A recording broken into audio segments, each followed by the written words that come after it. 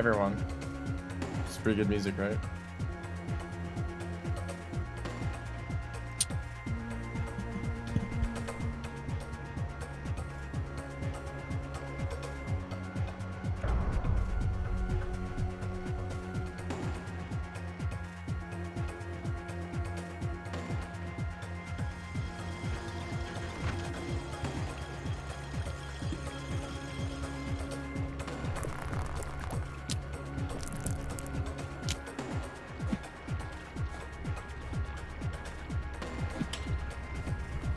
Let me know if everything sounds good.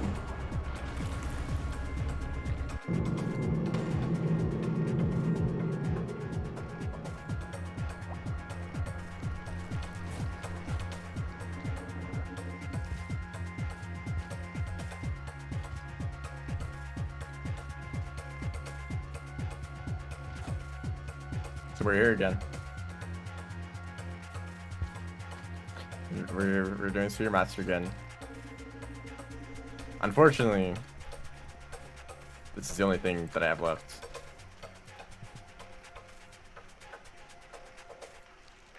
Out of all the story beset runs, it's just Spearmaster that I have to finish. So it's not like, oh, I can, I'm just gonna go take a break and, run another category. Spearmaster is the only thing to do.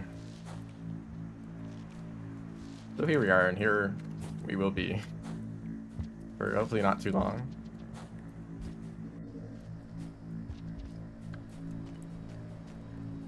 There's two ways I could go about this. I could go for the bare minimum run. World record is 55 minutes. Maybe someone can correct that. Oh shoot. Thank you for telling me about that. Right.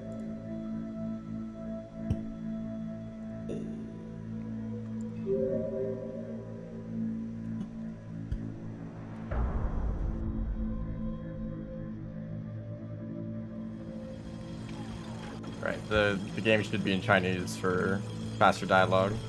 Actually just saves a good amount of time.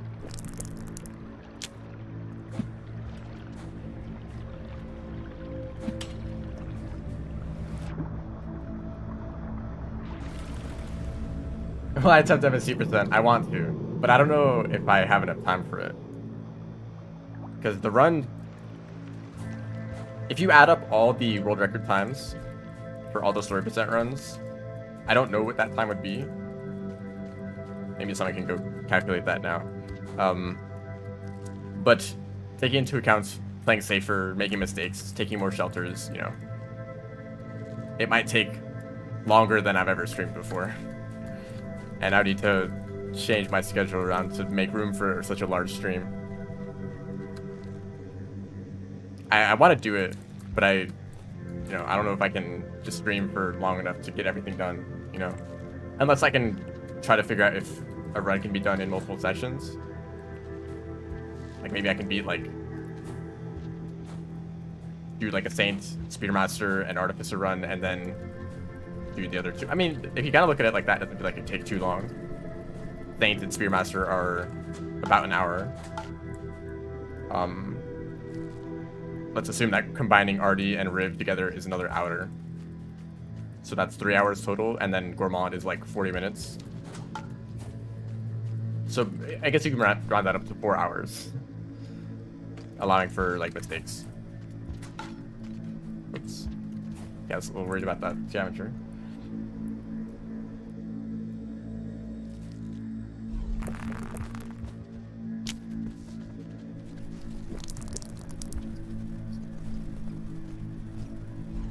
So maybe a full stream would take about 4 hours to finish one run. I have done streams that were like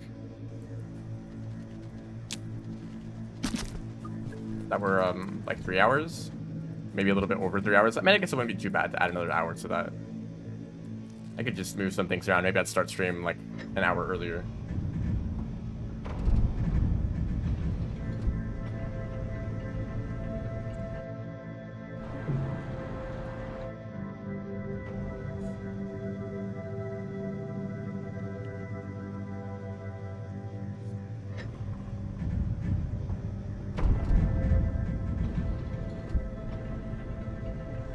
But I do want to try it.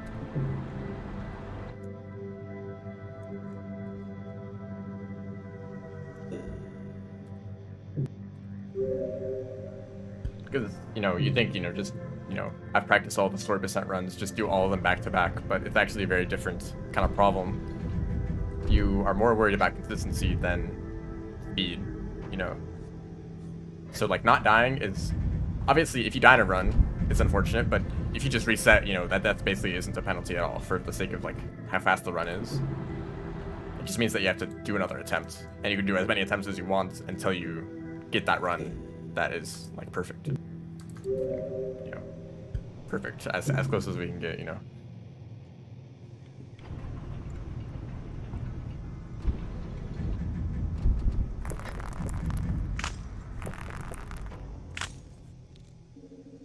But, you know, if you die on, like, your 4th campaign,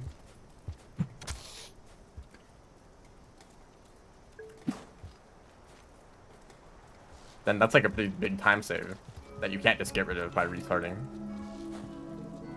And it would take way too long. I'm really behind already. I guess it took a while to get food.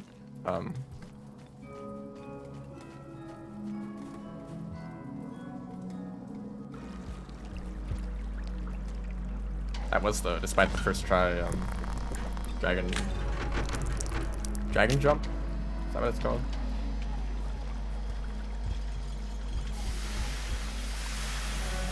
RD, Spearmaster, Saint, Riv, Gormon. I think something around that. I think I'd rather do Rivulet as my last one, because I feel most confident with Rivulet.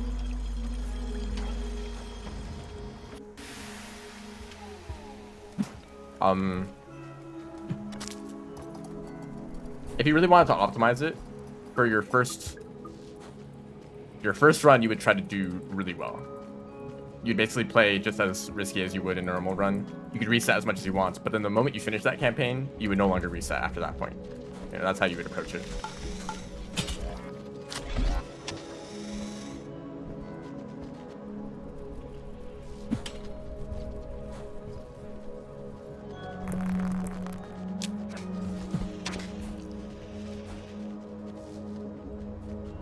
But I think if I ever want to try it, I would only at most do a single run per stream. Okay, well, yeah, I should have expected that.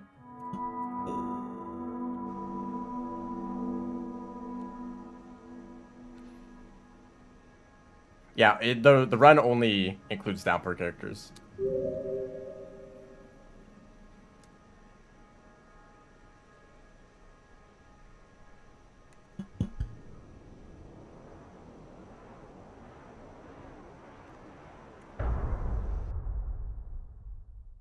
I feel like RD should be first, because RD is like the most RNG, but also RD is so short.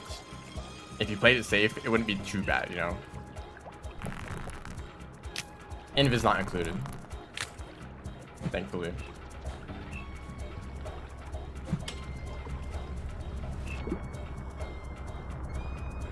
Like, one of the more difficult parts of the RD run is Metropolis, but for an MSC percent run, you would take an extra shelter. You'd probably take like 2 extra shelters in Metropolis, so you could have as many attempts as you want on the last few rooms. Or you could take the alternate routes that doesn't even go to the scavenger toll. It would add a significant amount of time to the run, but that doesn't really matter too much.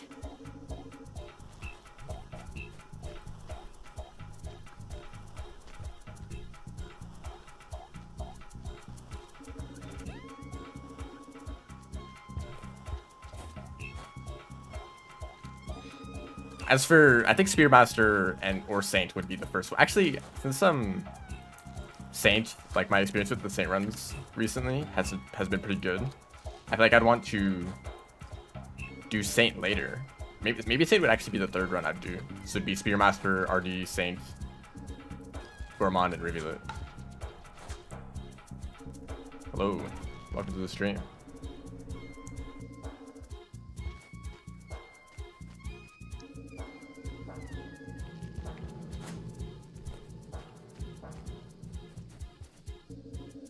Almost 3.5 hours. So that's like, if you got a perfect run, Okay, watch out. If you did like all the runs perfectly in a row, it would be under 3.5 hours, which is unrealistic. So you might as well round it up to 4 hours, you know. I thought that guy was gonna chase me. Ooh, food.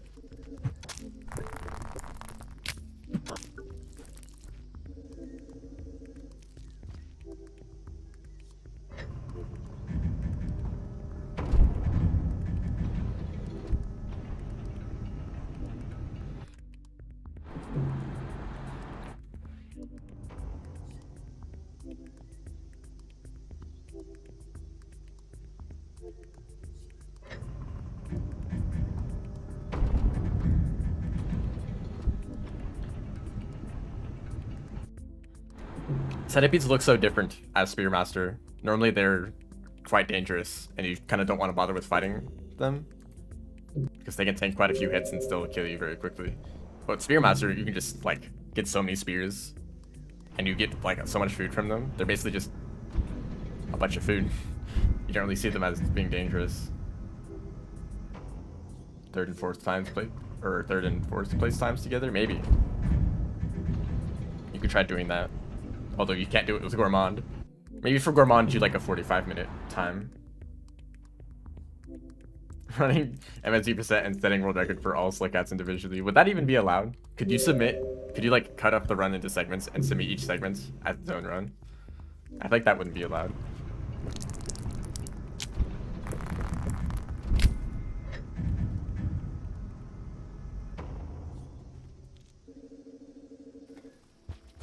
And it'd make the whole MSE run much slower because you would probably be resetting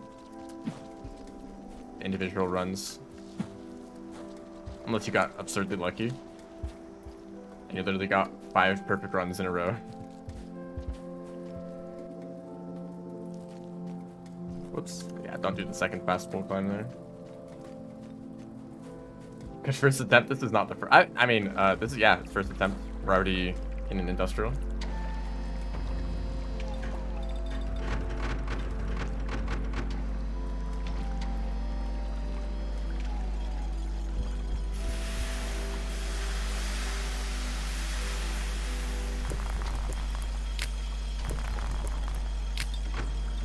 Oh, on that jump.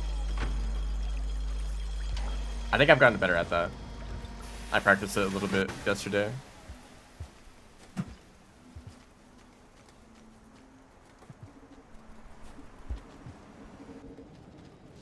First ever Spearmaster playthrough.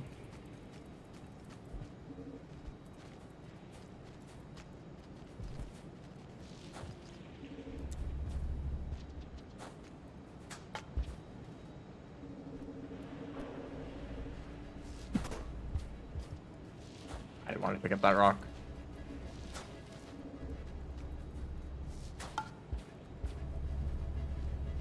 Okay, I'm expecting cyan lizards.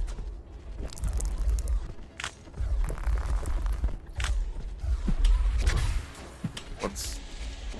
Well, I'm dead.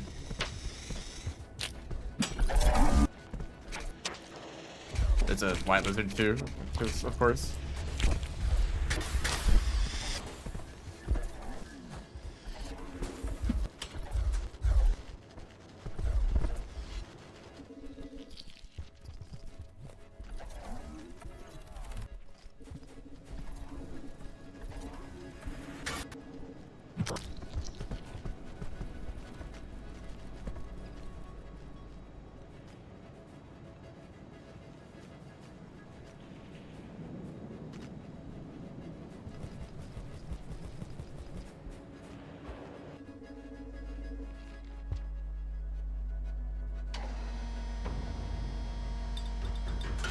Okay.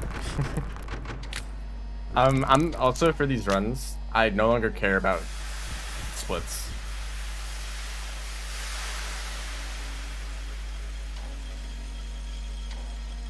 Like, I'm behind by 16 seconds, like, who cares, you know?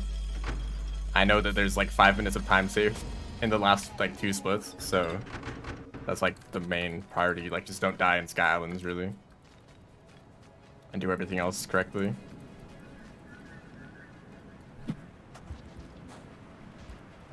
Oops. Okay. I don't like that though. I'd still rather not make mistakes.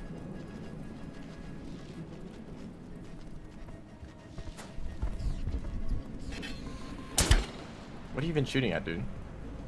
That is a mask there, but a very difficult mask to get.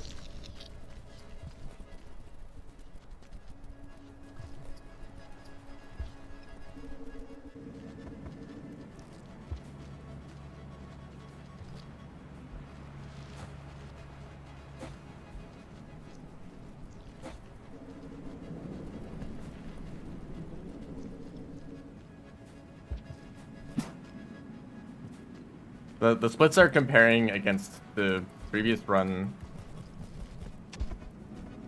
Actually, I don't know what they're comparing against. It should be my previous run that made it to the end, but that had a death in Sky Islands. So that the whole run was very good, except the very end, the last part. That's why I'm behind, because it was such a good run. It's difficult to compete against.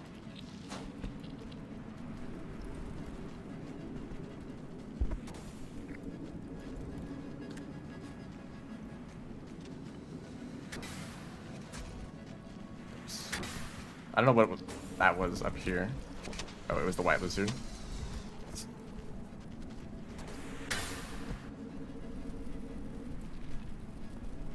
What was my PB? It's like a 50... I forget. 58? I don't know, 50, high 50 something. Oops. Bro.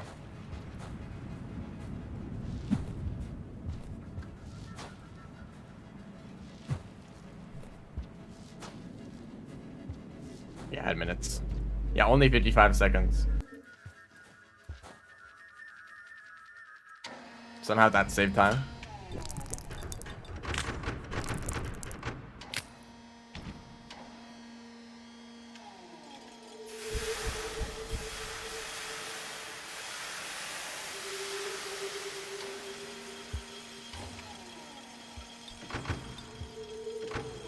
I guess I can do an extended slide here.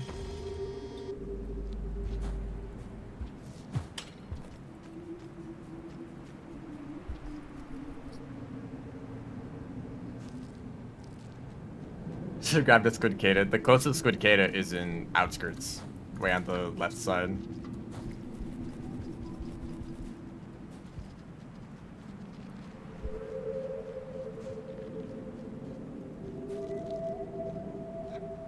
The run already ended. Yep, we're in the Void Sea now.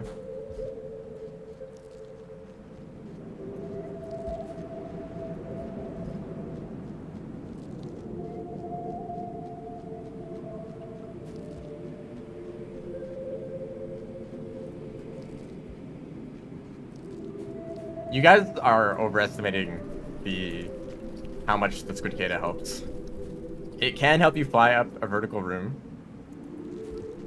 However, in any other scenario, it's way worse.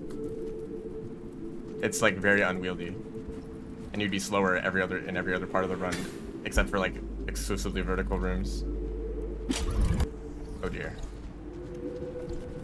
King Vulture, can you scare away the lizards for me?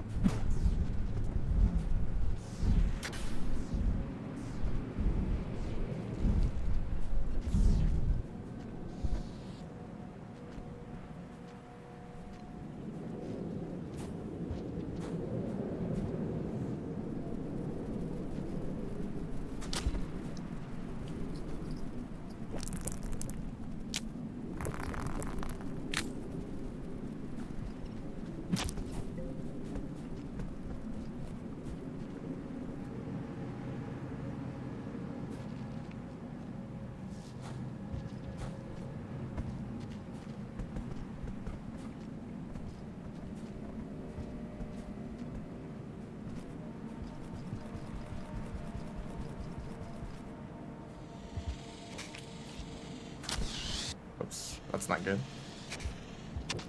Yeah, come here.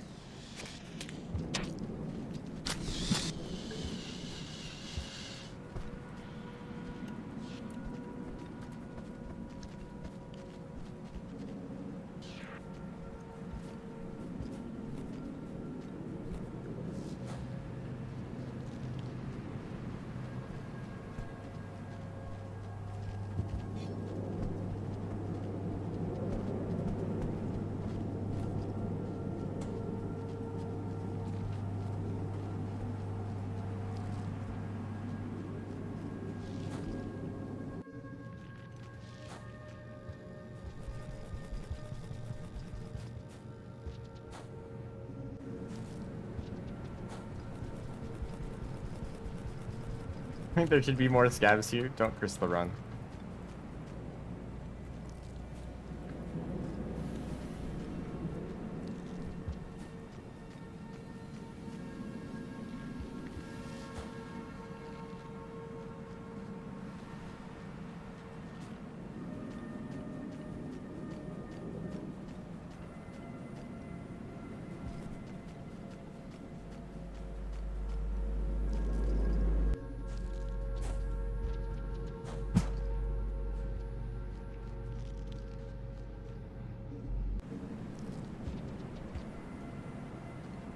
Oh boy.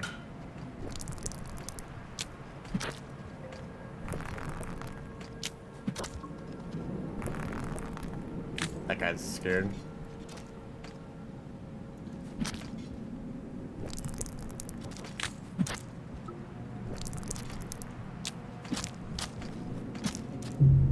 Okay.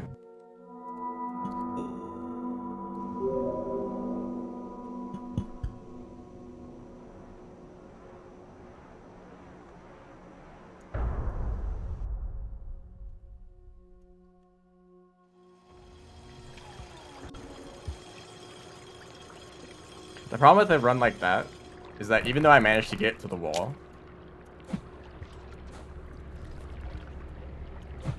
it was still slower. I still had to slow down for like every lizard that I encountered. With the mask, you just skip all of those kind of encounters. You know, like you can get through without a mask, but you're just slower anyway.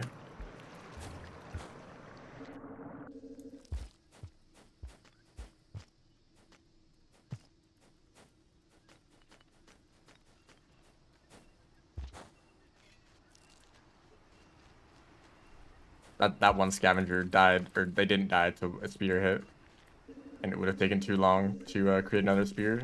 I guess I should have just taken a spear and thrown it at him. Then there's the other scavengers there. I don't really know what happened at the end.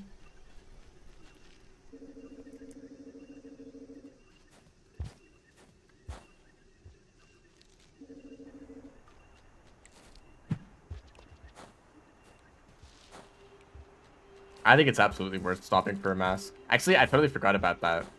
My strategy used to, I mean like last stream. My strategy was always to go to the vulture grub in Chimney and summon a vulture to get the mask. I'd forgot to do that. In that case, when you have to like stop and fight a vulture to get a mask, I don't know if it's as worth it, because that might take like 30 seconds. You know, a bit of time to get the vulture grub, a bit of time for the vulture to get there, a bit of time to fight them, and a bit of time to like take the mask. Like you might get really lucky and the vulture shows up immediately, and you like hit them with one spear and it demasks them, right? That's like best case scenario. That's also really unrealistic. It's probably going to take a while.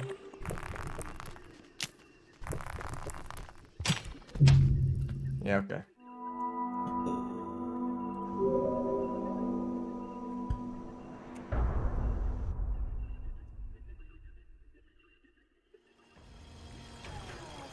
I look back in the chat. This is the run.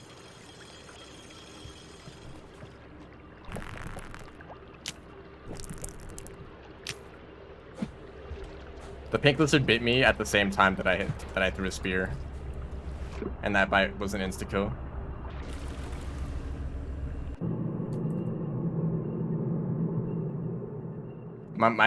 You can see like how dangerous pink lizards are actually in some situations. The fact that I tried to jump over the pink lizard and they managed to like perfectly turn around to face me the whole time. I never really had an opportunity to throw a spear at their back.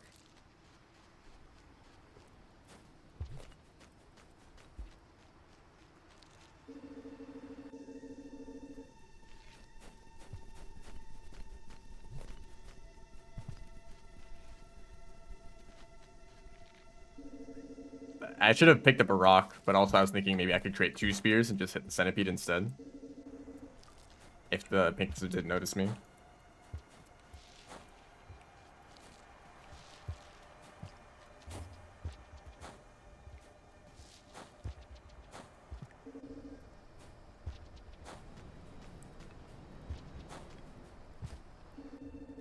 Right, I think you're referring to like the room that's like a few rooms before the gates to industrial.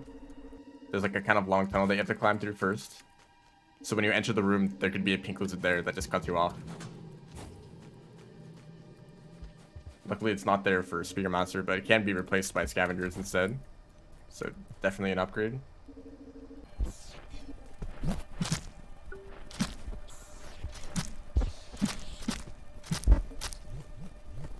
He's dead. He's also stuck in the pipe. Why are you down there, dude? Oh.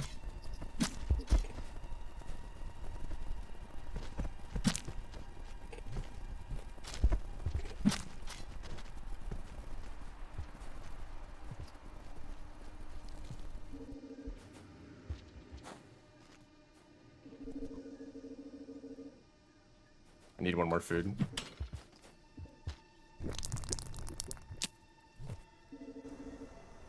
Oh gosh, this guy can kill me instantly.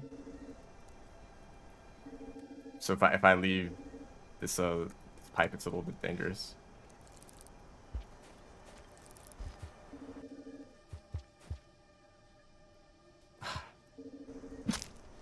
Okay, this is like the slowest start to a run ever, but I have a mask, so maybe it cancels out. I don't know.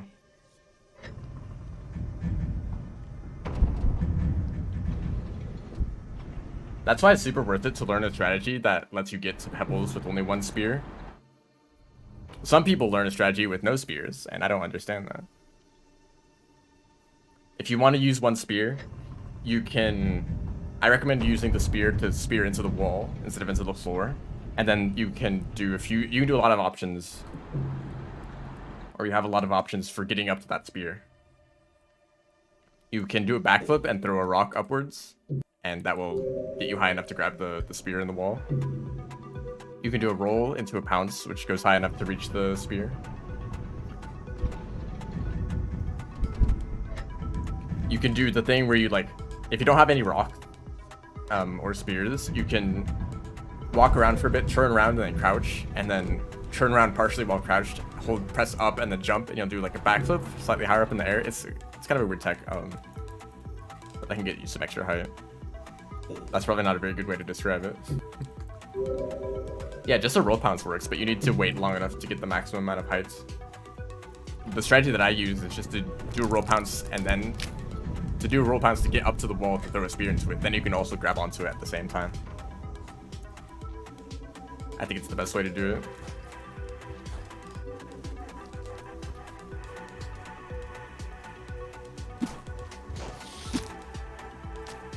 And then if you don't make it, you can like learn an alternate strategy to also make it up, so you don't need to go back to do another roll pounce. Okay, dude.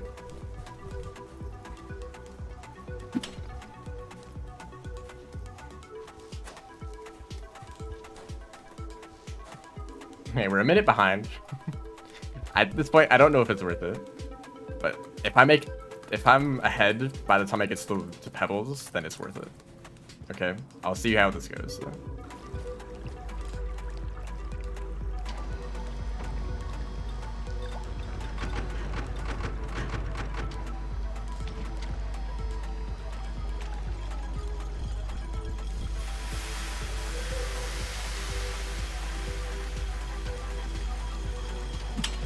I guess I can't get the popcorn.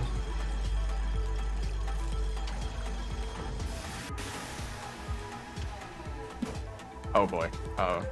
Oh no.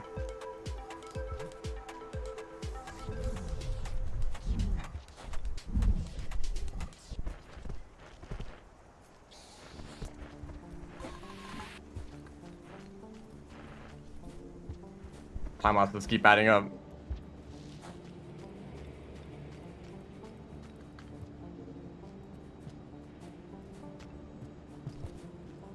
I already should be in Chimney by now.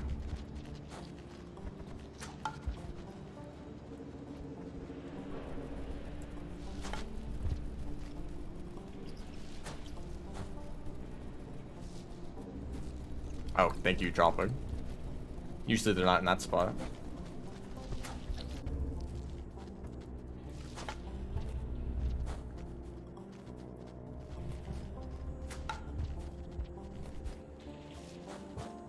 dude.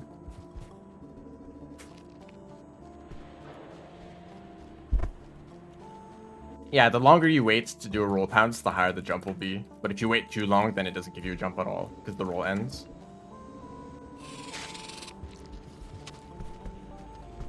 So you just need to learn the timing of like when is the latest time you can do the jump.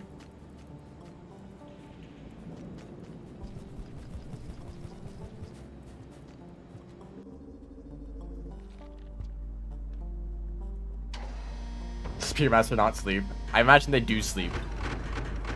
The image we see is just a small time where they're like drawing a little bit.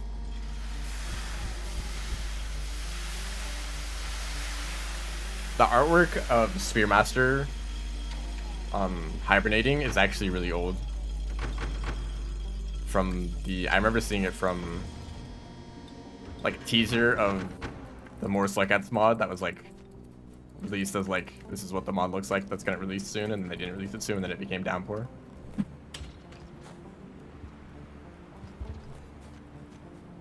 A lot of stuff in that teaser is actually still in the DLC.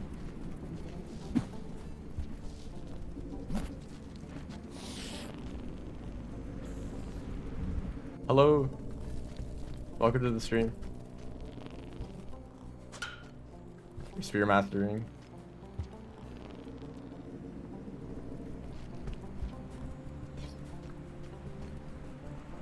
Oh gosh. Another vulture.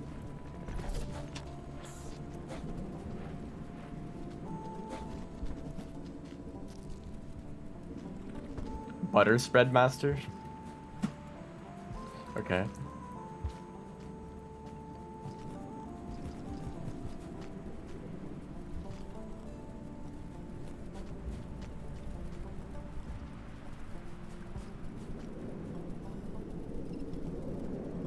I think I need to fix my wall split, because it thinks that my best time is like a minute faster than it actually is. Or I think I accidentally split too early one time. That's usually how this happens.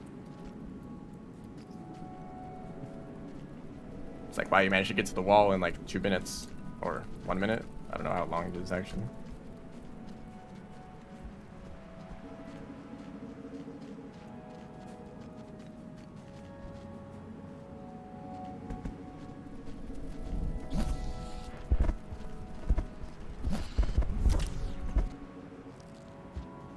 I'm pretty sure I've seen like every single vulture in the game so far.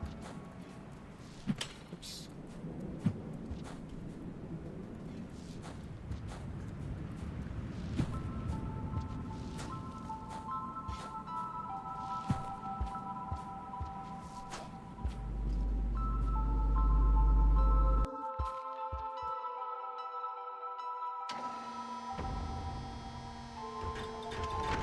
Gunmaster. Alright, where's the character? Honestly, I'd love to see a mod that actually reworks the joke rifle into an actual weapon. Because the joke rifle, I feel like, is actually really bad. The only like practical ammo that you can get consistently is rocks, and rocks don't deal any damage, so like why bother, you know? Everything else you can load into the joke rifle is something that you can already throw without it, you know? And it's not like it really improves the projectile.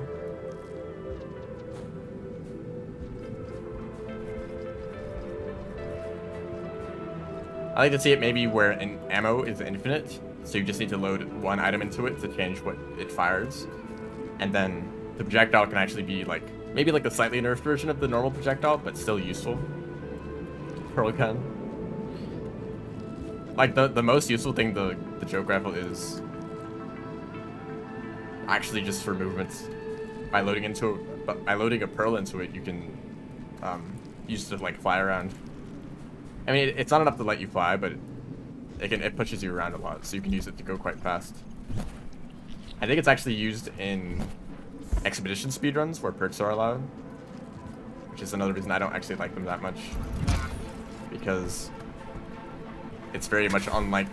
It's fun to mess around with the joke rifle every once in a while, but using it for like an actual speedrun.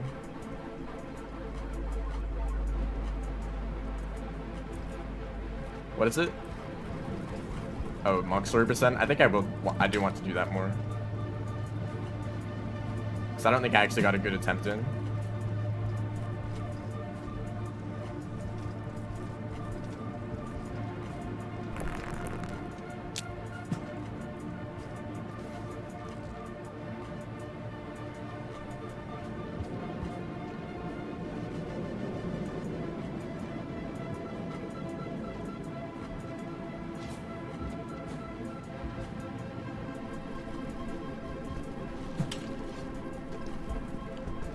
Guys.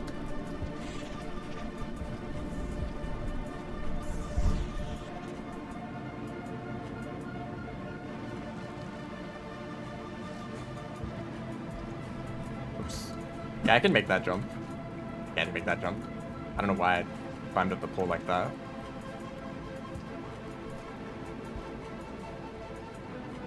I'm glad that perk was expedition speedruns are a thing, because I've actually done a few of those runs.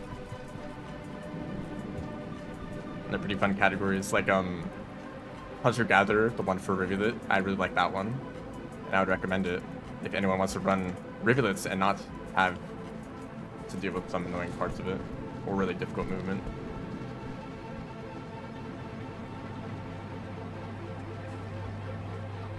The one for Survivor is pretty good, except the top or the very beginning of the run where you're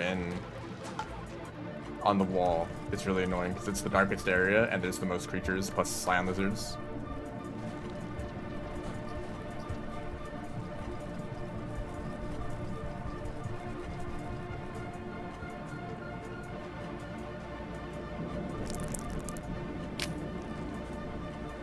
Safety spear.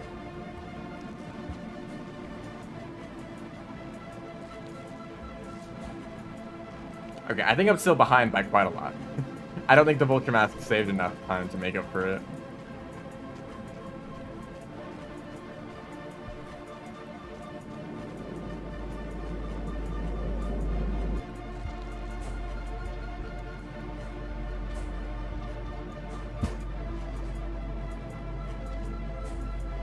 Okay. Guess I didn't have to use that.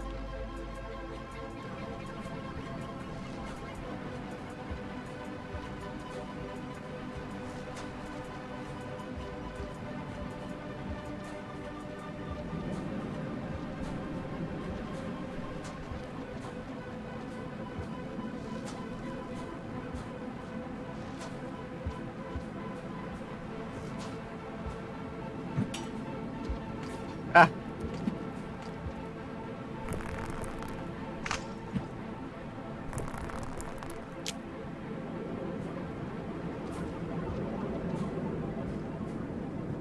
Did they leave or are they in this room? They left.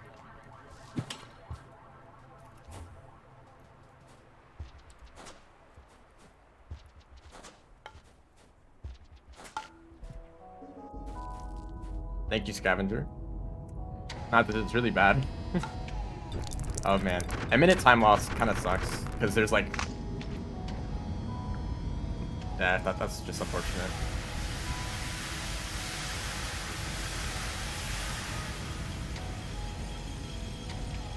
Yeah, the vulture getting stuck on the floor actually was a pretty big problem. It took a decent amount of time to get that out.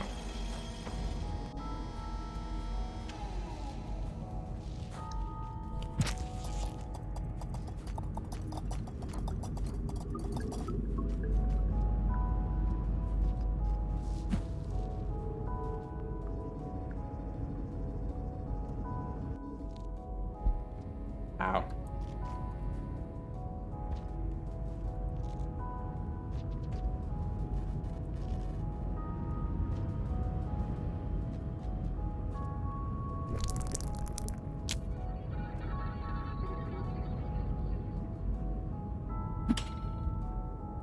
Thank you.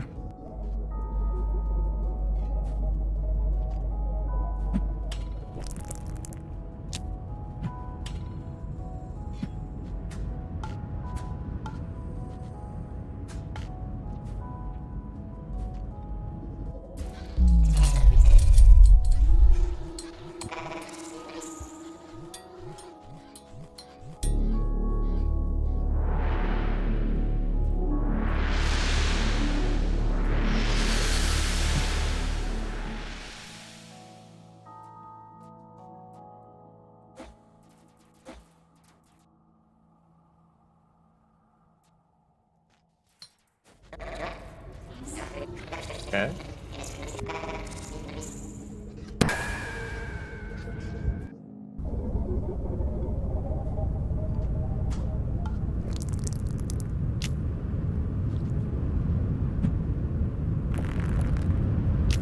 No hit twins. Good luck with that. Mostly because of the lasers. Whoops, that was a mistake. I guess I'll do this. Like if you find a consistent way to dodge the lasers, then it's you're probably okay.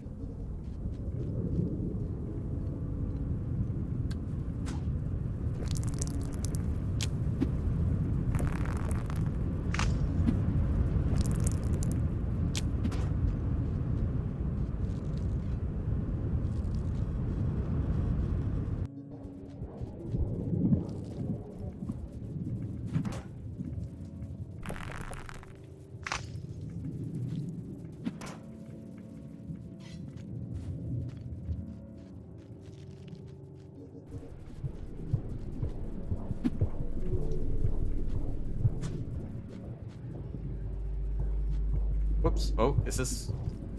Okay, that's unfortunate.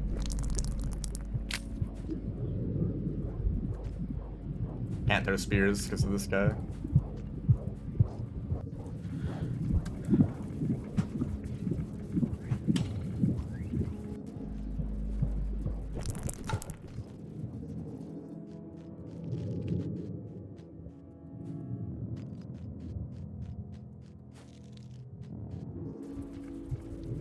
Twins are... Ooh, hey dude. I did not see him. That sucks. And of course he had to have a spear in a perfect position. Well, alright. That run was very bad anyway.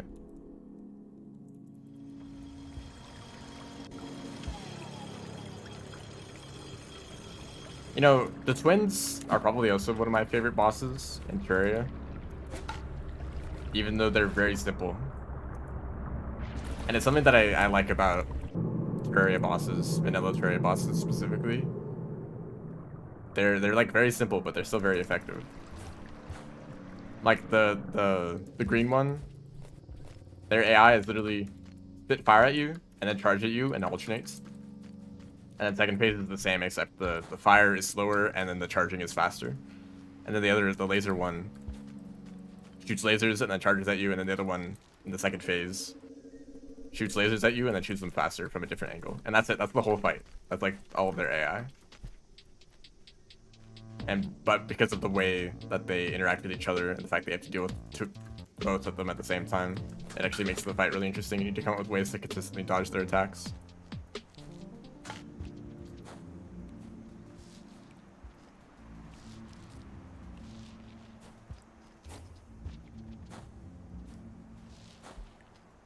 Yeah, I have Cthulhu. It's also a fight that I actually really like. Even though they're like extremely simple. It's that simplicity that I feel like a lot of mods miss out on. They always want to keep adding more, make the AI more complicated, add more like bullet attack patterns and such. It's like, no, why Terraria is so good is because of the... Or Terraria is so good because of the simplicity of it.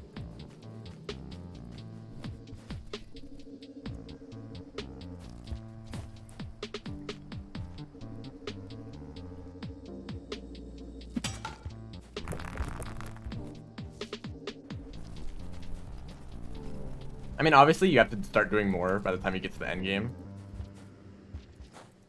Which is why like post-Moonlord content is sometimes kind of annoying.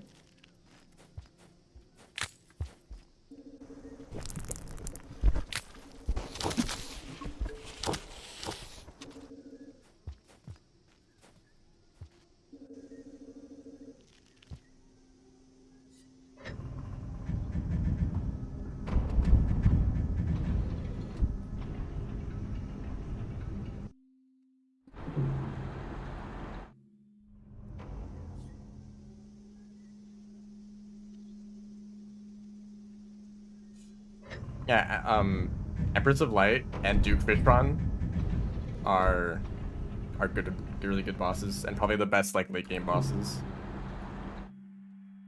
Because Duke Fishron has more like extremely simple attacks that are like basically just charging at you firing projectiles at you, which you can break, so they're actually kind of pointless. And the tornadoes, which are basically just huge zones of don't go here, you know. And that's it, you know. Dodge the tornadoes, dodge the fish. That's the whole fight, but it's like so fast.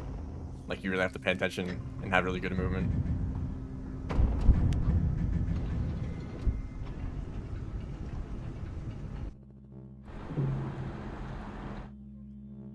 And then Empress is very like bullet hell inspired, but they don't require any like precise dodging. All of the dodging is very broad movements, you know, like move up to dodge this barrage of attacks, you know, move up to dodge the dash, stand still to dodge like the line of like the lines of attacks, you know. You're never like trying to dodge it between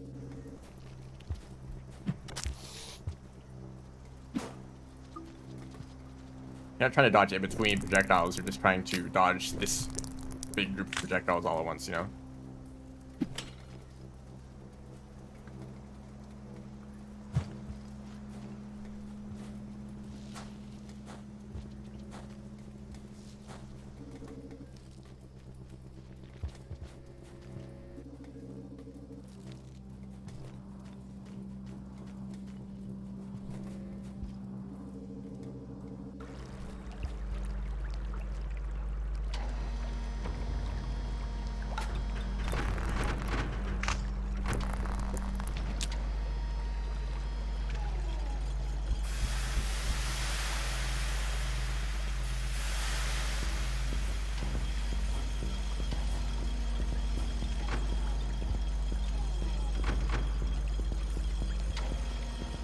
Totally messed that up.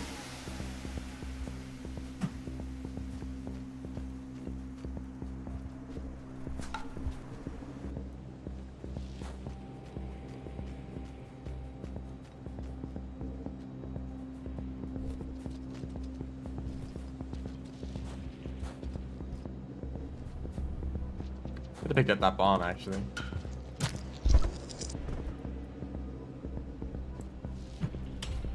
Job.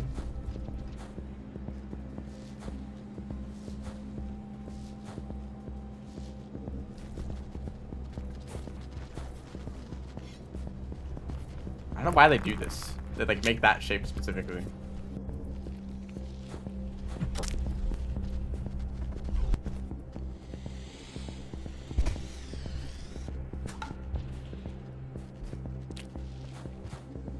Okay.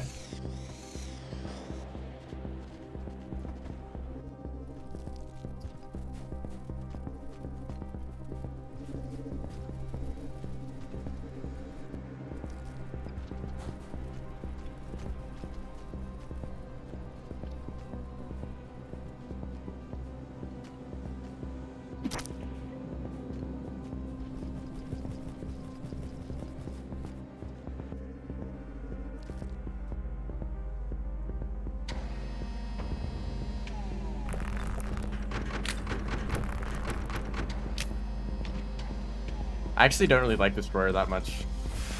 I feel like they're very loadout dependent. Like, if you have the right weapon for it, it's super easy. If you have the wrong weapon, then it sucks. Also, it really encourages high defense loadouts because of all the laser spam.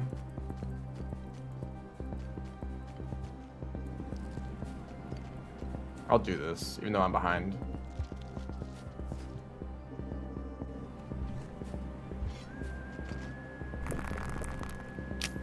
Just not that there's so many lasers, it's kind of impossible to dodge them all. This is the game culture too. It's like, I hope you have enough defense to tank these all.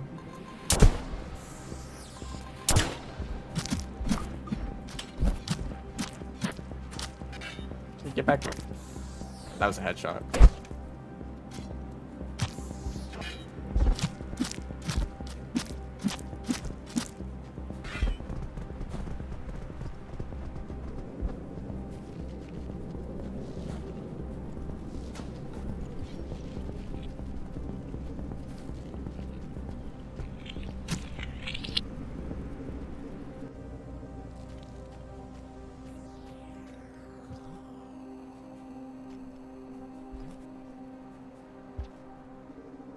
Like, if you get the Nimbus Rod before fighting Destroyer, the fight is, like, free every time, regardless of loadout.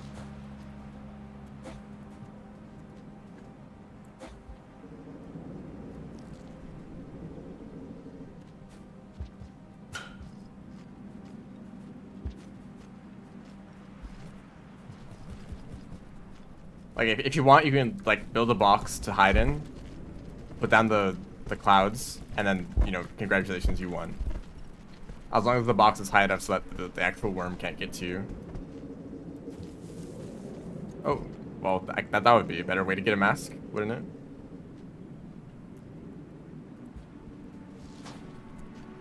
Can't do that pull-up anymore.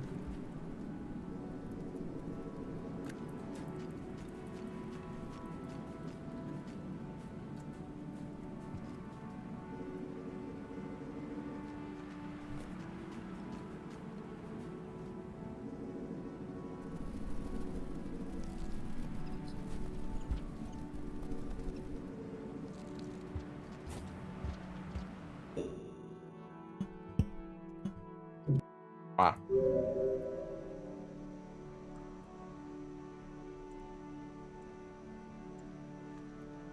Haven't done that in a while.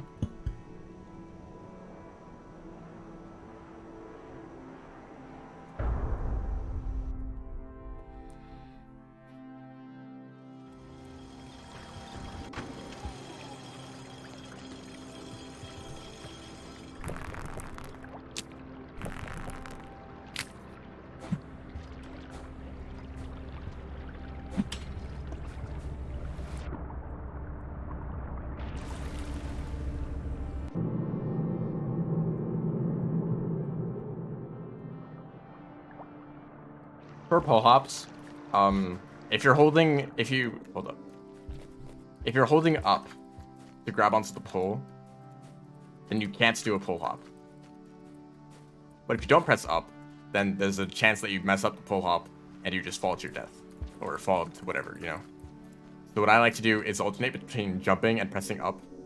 So I try to do a pull hop and I press up immediately afterwards. I either get the pull hop and press up and it does nothing, or I miss the pull hop and I press up to grab onto the pole. So it's a good way to do it safely. And that way you can practice pull hops a lot more often with confidence that you won't fall until, you know, you get to a point where you can do them consistently.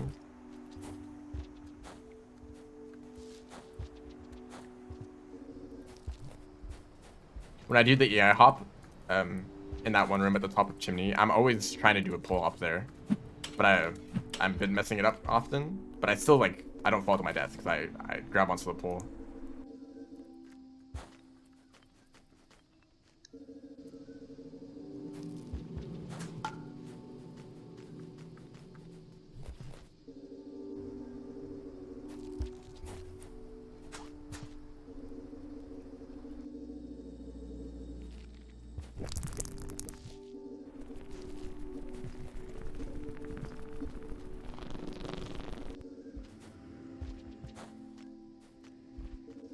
Okay. Oh, they noticed. It was Centipede. Centipede's gone.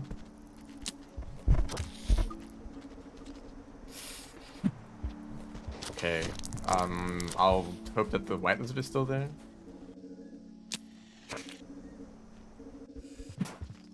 Okay, this is slow. The beginning of the run is always slow. I feel like I'm always kind of at it, starting with a disadvantage. Just want to have a good start. Or just, like, you know, get food, shelter. That's it. That's, like, all the requirements.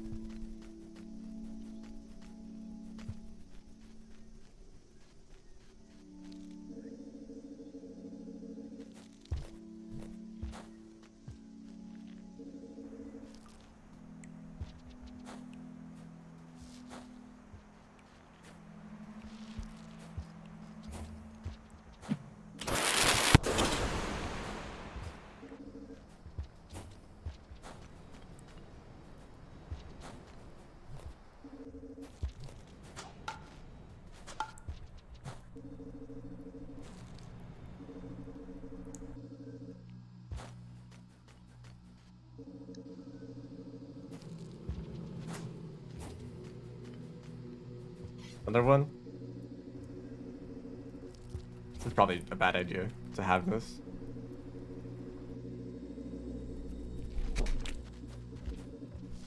Actually, potentially could have been a good idea if there was a vulture here to hold on to it. Be an easy vulture kill for the mask.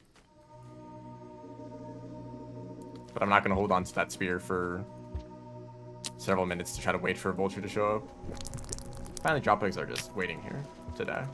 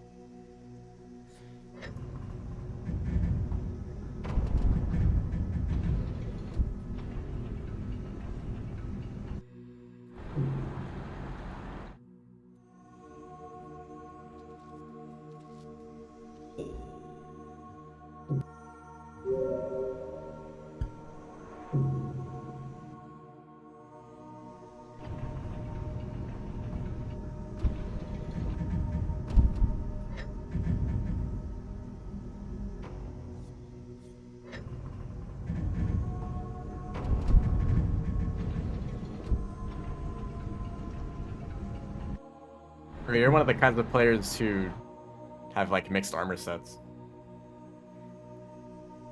That's funny. You know, for as long as I've played Terraria, I never ever think about mixing sets together.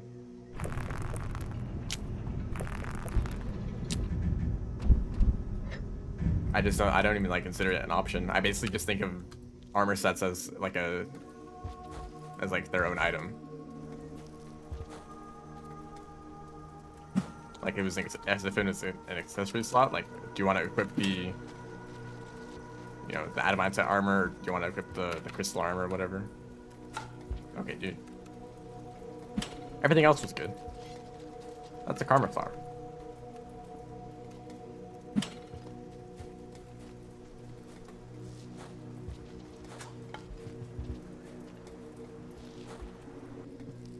Okay, everything else was good except for that jump. So the other way around from the other ones that had a good jump but really bad everything else. So I guess I can't get a good outskirts. It's not allowed. It's forbidden.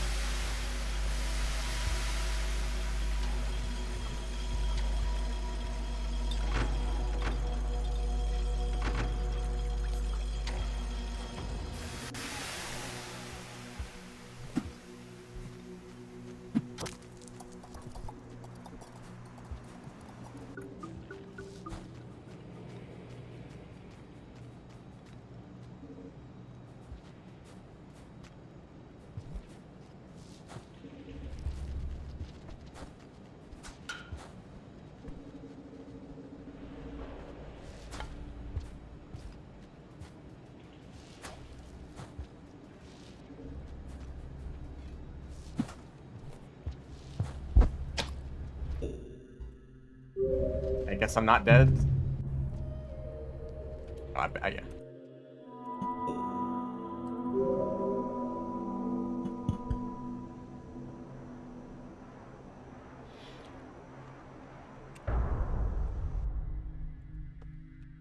Yeah, I guess, if you want highest defense, you can mix armors together, but I feel like a single armor set's that bonus, like solar armor or beetle armor, probably has better defensive abilities than just having like as much defense as possible.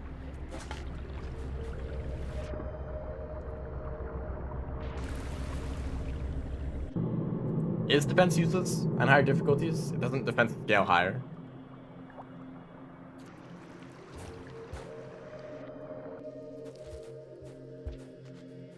I mean, yeah, defense scales higher, but maybe damage just scales faster than it.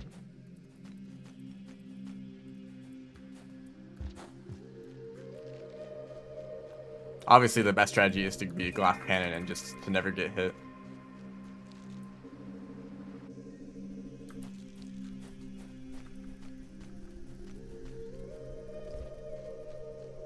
I want the silly beetles flying around.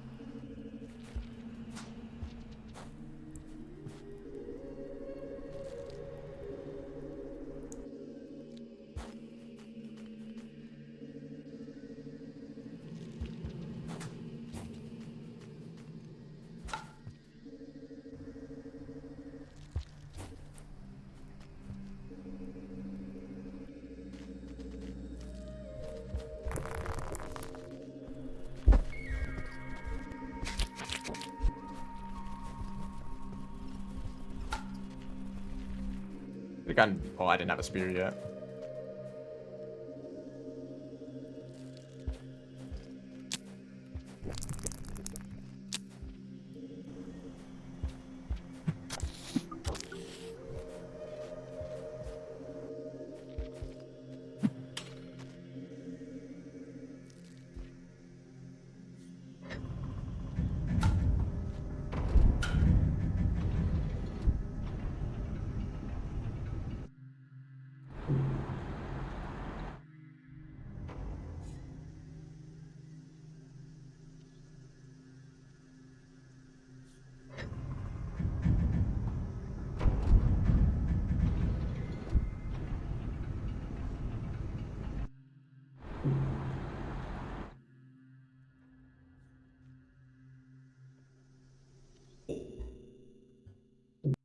Yeah, my only experience with those kind of runs, those kind of strategies, has been in Calamity runs. Going for like either glass cannon or a really tanky build.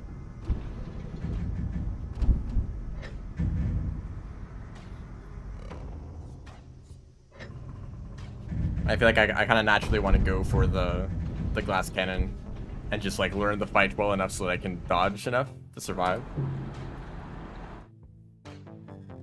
But eventually I found that actually, I mean, maybe like with a bunch of balance changes, this is no longer true, but I feel like defensive strategies were always way better.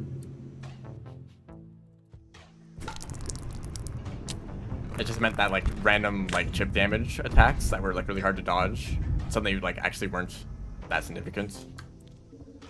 And your damage output was still like pretty high without all the small damage buffs because of like damage reduction on bosses.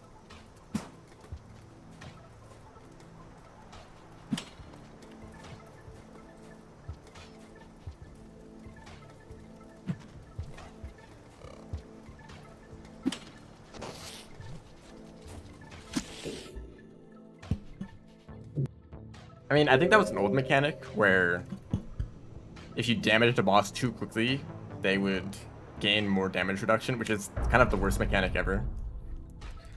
I don't know how they ever thought of that.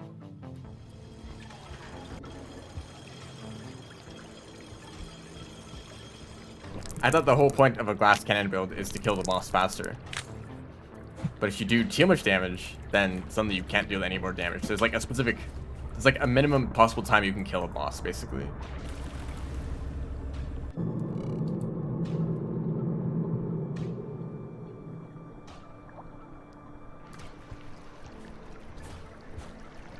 How do you think about still fights around me like crazy? Yeah, I mean, you might as well try to dodge too. That's just like never possible in at least the higher difficulties. I mean, there's definitely like complete like tanking strategies for like classic mode and maybe even expert mode. But anything past that, you still need to dodge. It just makes it easier.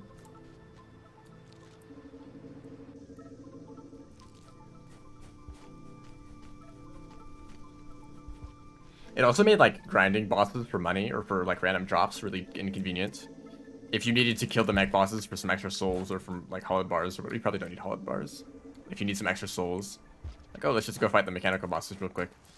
Even if you have like post Moonlord equipment, there's still like a cap on how much damage you can deal to them.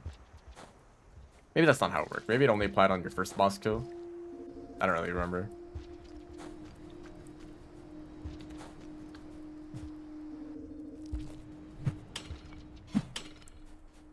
It's like if they're gonna have damage reduction like that, you might as well just go for the tankiest build possible, and you still will deal the same amount of damage. Oops. Yo, calm down. They might have completely removed that mechanic though.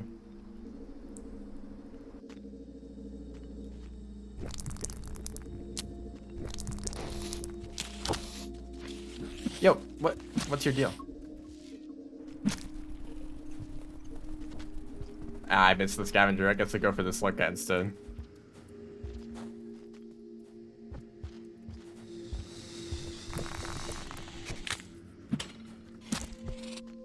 Okay, I keep having to create new spears.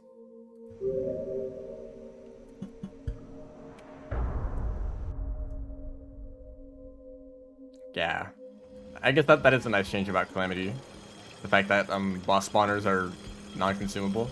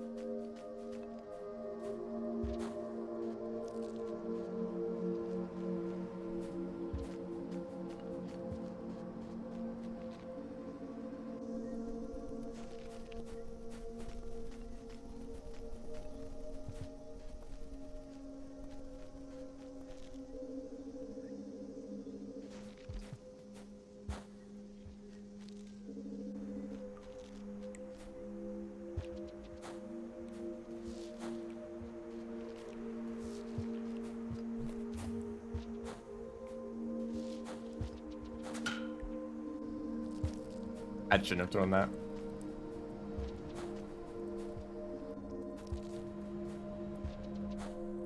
No, didn't matter too much.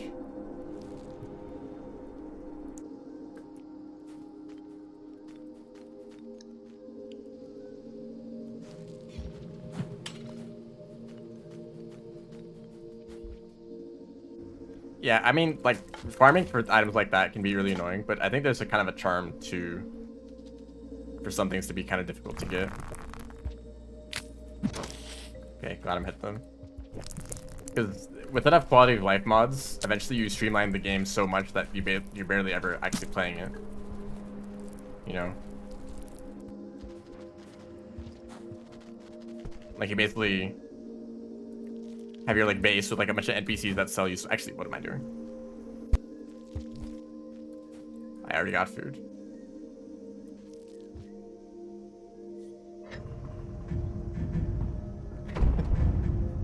Welcome to the stream. Like, let's say at your base you have like a bunch of crafting stations that let you craft a bunch of like quality of life items. You have a bunch of NPCs that let you buy a bunch of like accessories and other items that you can't normally craft, you know. So what the game becomes is like a boss rush with some crafting in between, you know. Craft some new items, go fight a boss with those new boss items, you know, get new equipment, upgrade your items, whatever. Go to the next boss, you know, you just kind of repeat that. Especially post Moonlord for like Calamity. That's pretty much all the experience I've had, but I feel like that's pretty much what post Moonlord Calamity becomes. You know, just go craft a bunch of items and then go fight the new boss, and then, you know, go craft a bunch of new items and fight the new boss. Like, that's kind of the whole game. Early game Terraria has a lot more, you know, exploration to actually like get stuff. You know, you have to explore for like accessories that actually make a big noticeable difference. Like Hermes boots or caught in a bottle. Whereas you spend like an hour trying to craft like one Calamity accessory that you don't even notice because it just does a bunch of stat boosts. Like, oh wow, 10% more damage.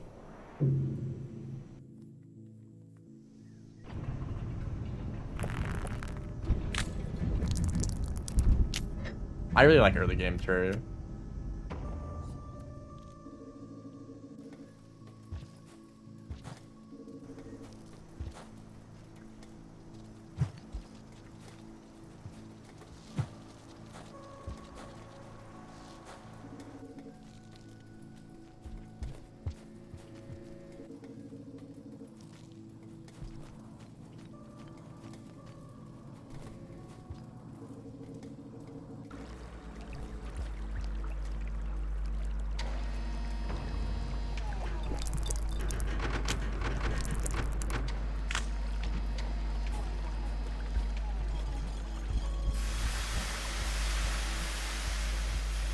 9-pixel skyblock thing. I don't know much about that. But yeah, that is kind of a meme. Spending hours on like a 2% stat boost.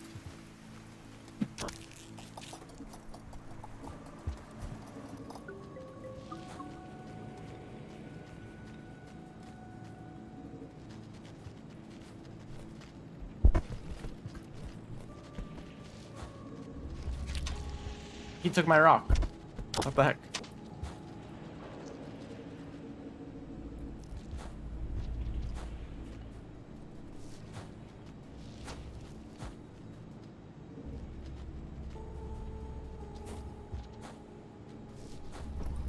I was waiting for that to happen. Oh, okay. Well, read this soon.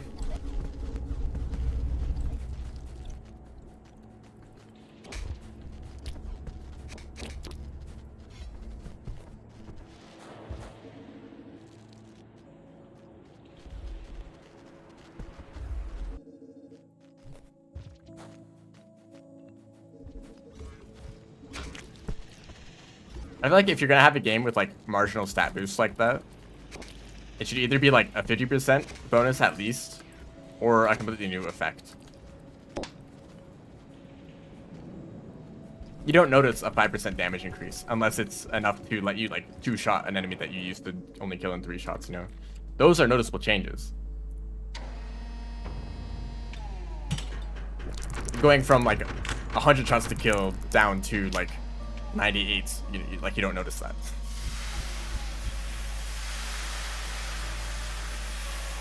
And if you have a lot of upgrades like that, it's always so marginal that you only ever gain a little bit of damage, but it's, you gain enough boosts over time that, eventually it's noticeable, but it's so gradual that you can't actually tell. Oh, like I'm stronger than I was an hour ago.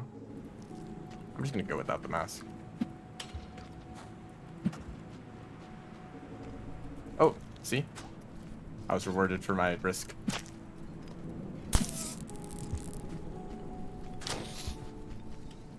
This is the best way to get a mask, by the way, that I've found. It's just, random. Always peek at the start of the end of the game. I disagree. I think well,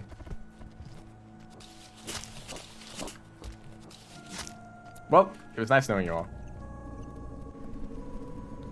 I think early game and like post-mech bosses are the best parts. Well, okay. Rip this run.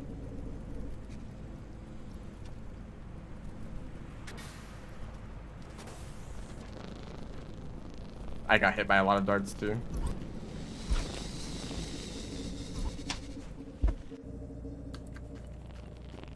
Because like mech bosses are a little bit grindy.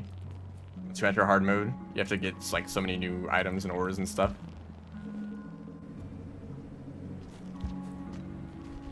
And then, once you get past the mech bosses, it's actually exciting because well, actually, never mind. Maybe like post Plantera. Preparing for Plantera is kind of boring, depending on how much you want to prepare.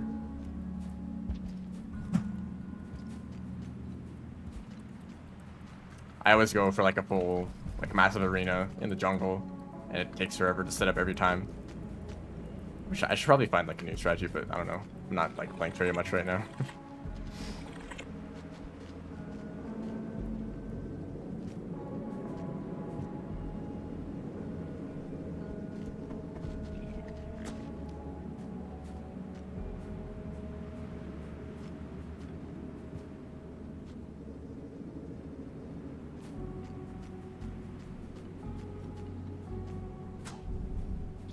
Well, I might be dead.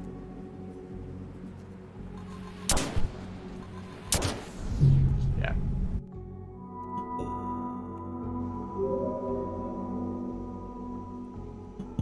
I think like around Plantera or Golem tier is where all the interesting content is. The bosses themselves are pretty interesting.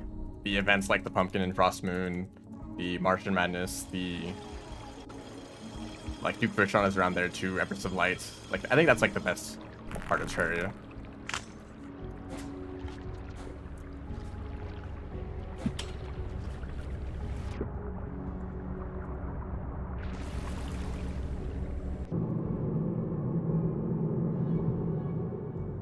First-person fleet command tactical vehicle command games. What? Strategic and logistical elements. I'm good.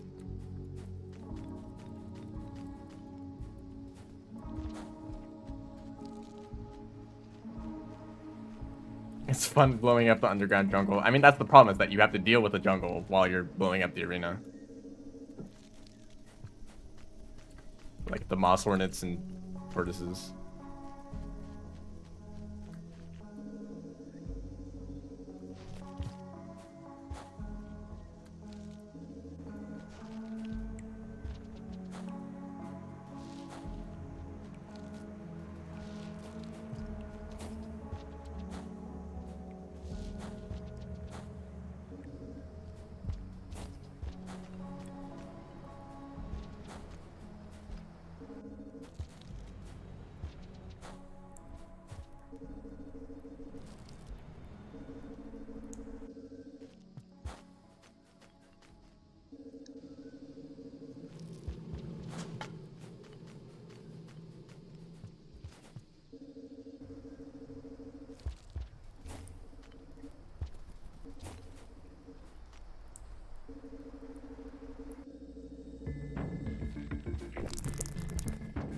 Rain lizard.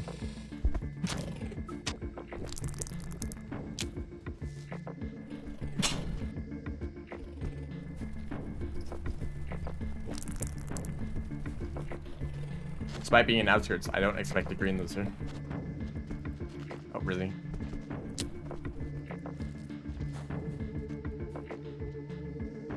Now I need to find more food.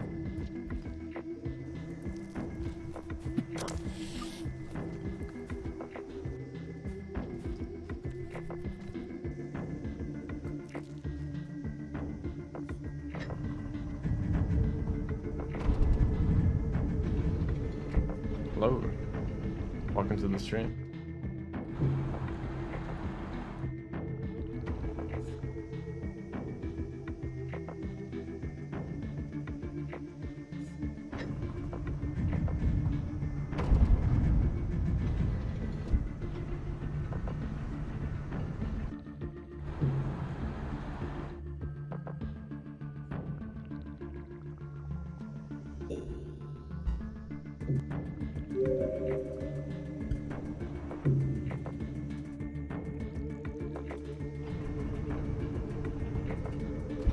You know, despite getting a few mats so far, I've yet to actually get to Pebbles. No, I did get to Pebbles once, and then I died to the Inspector. Yeah. I don't know why. I mean, if you think about the run, it like doesn't seem too bad. Like, oh, if you get a mask, Industrial and Chimney should be really easy. Or I guess the Wall and Chimney. You usually get the mask after Industrial.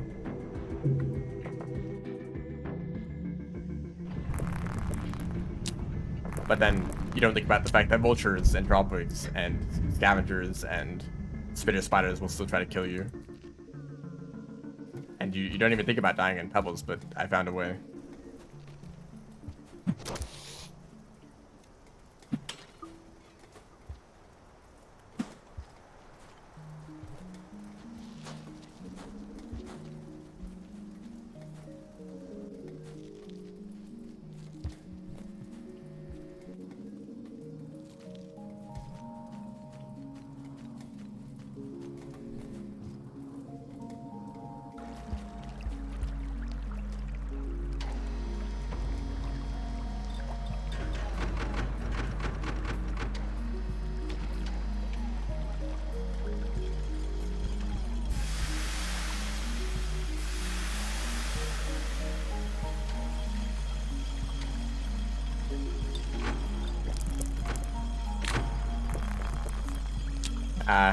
Time lost.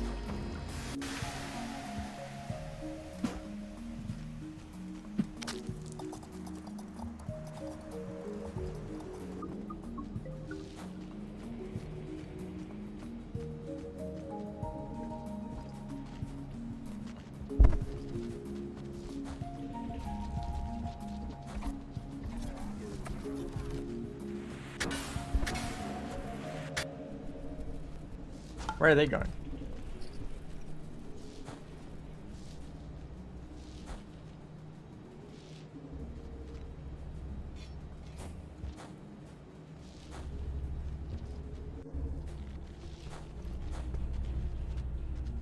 Oh dear.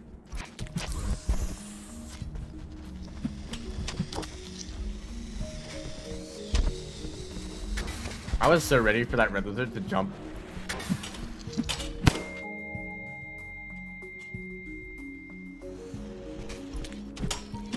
Well, I mean, yeah. I made it. Why can the lizards push through, but I can't?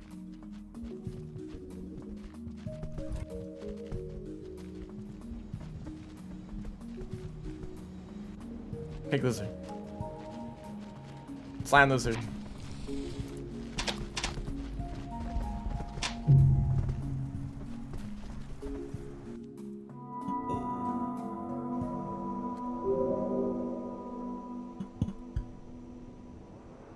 It's small. Huh?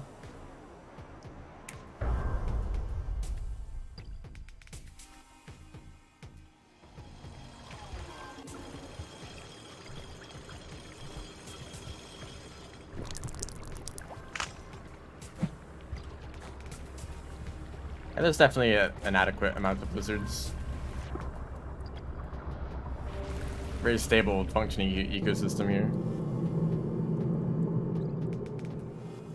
I'm only on YouTube and Twitch. I guess I am on Discord too. But like, I just lurks there.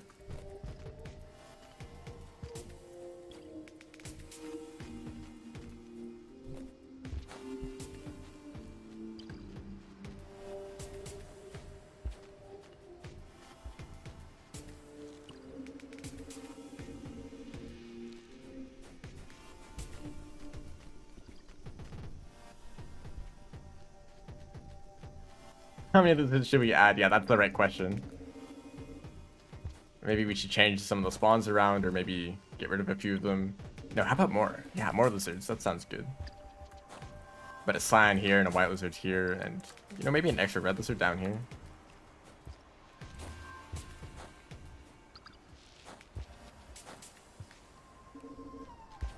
Twitter has done a really good job at keeping me from ever being interested in it.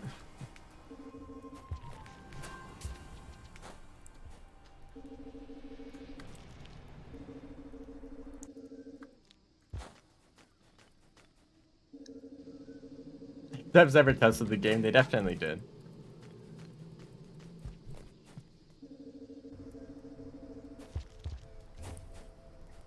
I think the process for testing Downpour, which is to get players to try out individual campaigns. So like this person would try out Spearmaster, this person would play Gourmand, and you know. So maybe the like handful of people that played Spearmaster like really like, I mean obviously they didn't test speedrunning. It's not like the speedrunner is gonna play and then be like, hey, these are the changes you should make, and like they would seriously consider it. Speedrunning is very niche. You just kind of assume that speedrunners will find a way, you know?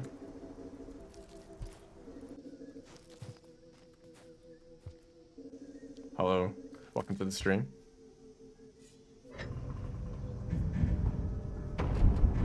If you like killing stuff, and you want to go through Industrial and kill every lizard one by one, you probably would have a good time. You'd probably like that there's a lot of creatures there to use your combat abilities against. Nobody just run through a region.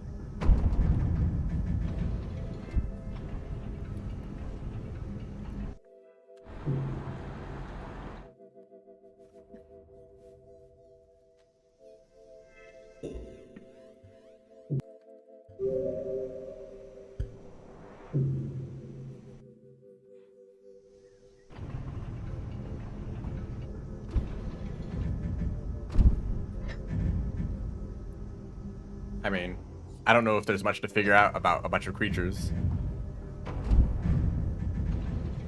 It's just kind of random. Like, how many creatures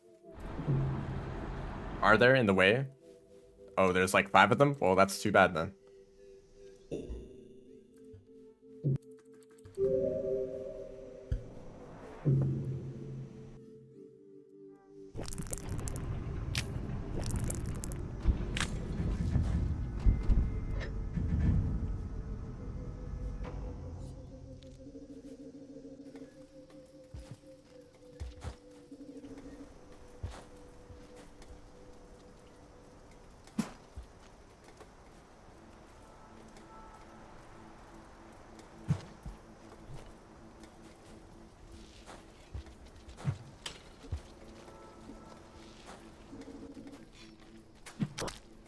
the the the shock on their face.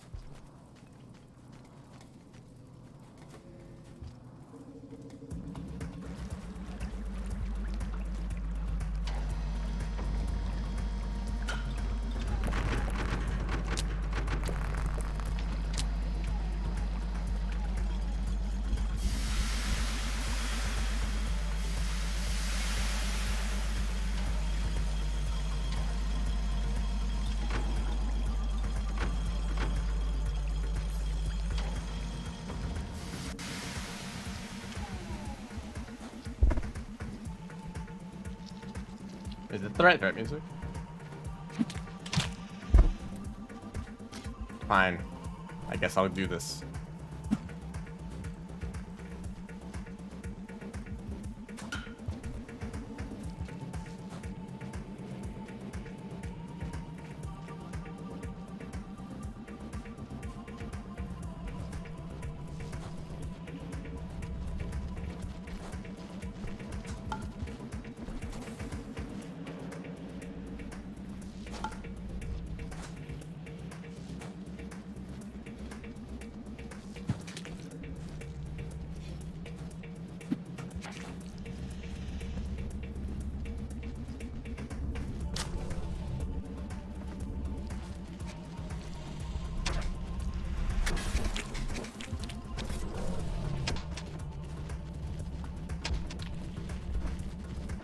Ah.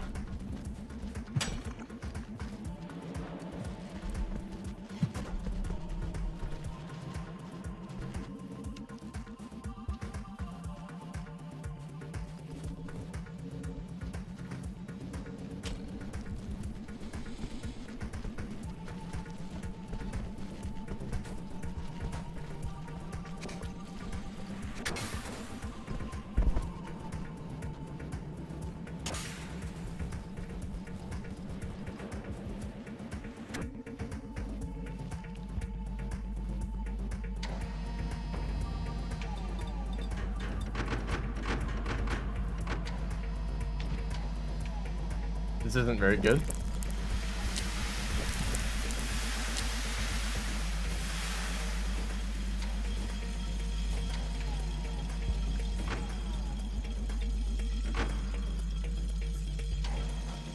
And time lost from the vulture mask, so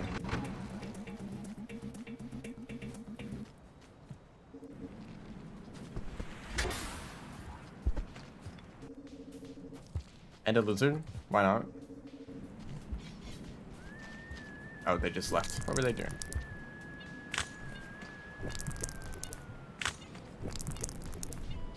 Oh, it is a king vulture.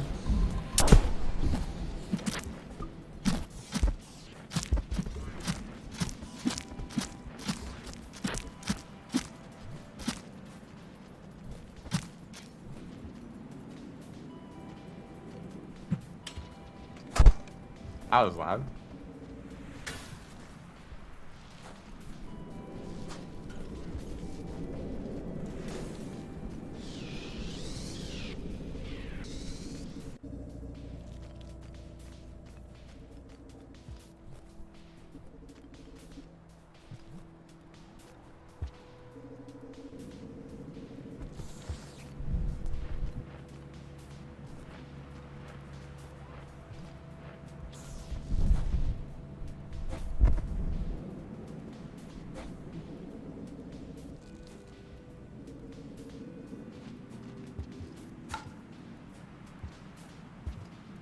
I wonder if it's faster if, at that point just to create a spear and do this instead of going back to pick up the rock.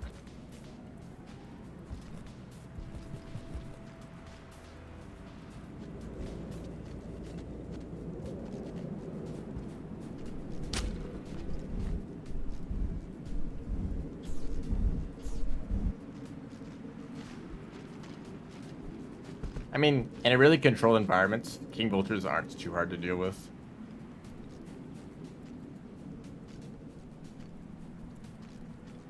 It's like the moment you hear the laser sound, just like move out of the way and do that twice in a row, and then you can just like stab them a bunch.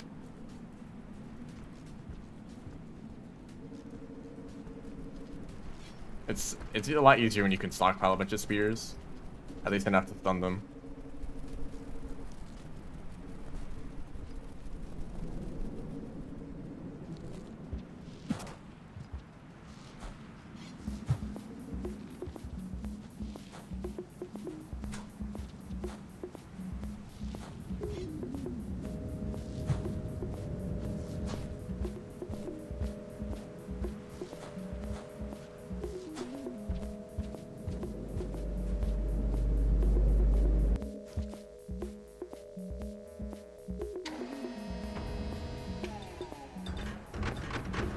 It's really motivating to look and see, like, oh, I'm just a minute behind.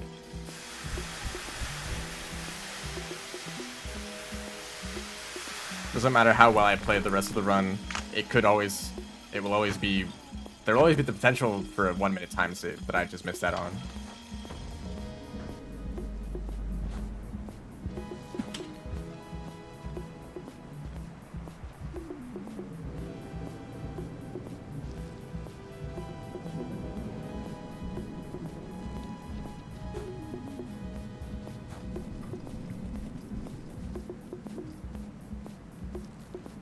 If you round down the minute, I don't think it works like that.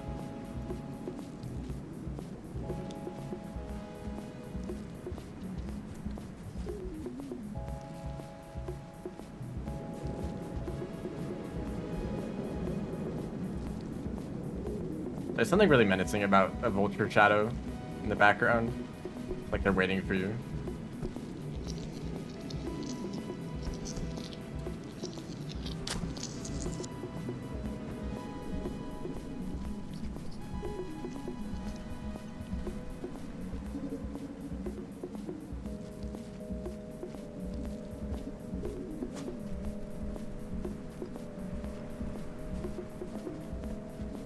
Nice, that drop wig.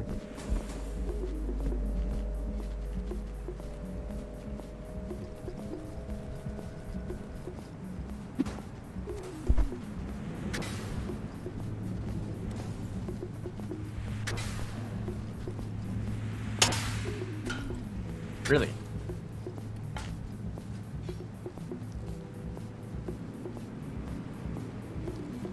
They're just hanging out.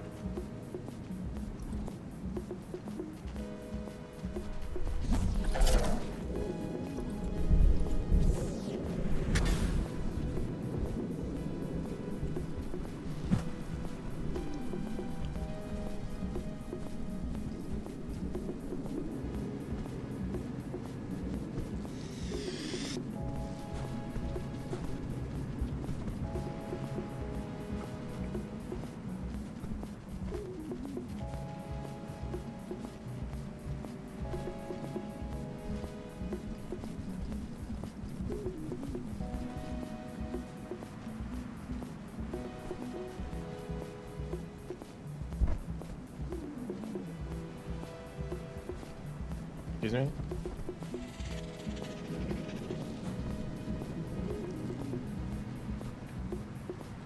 We're here.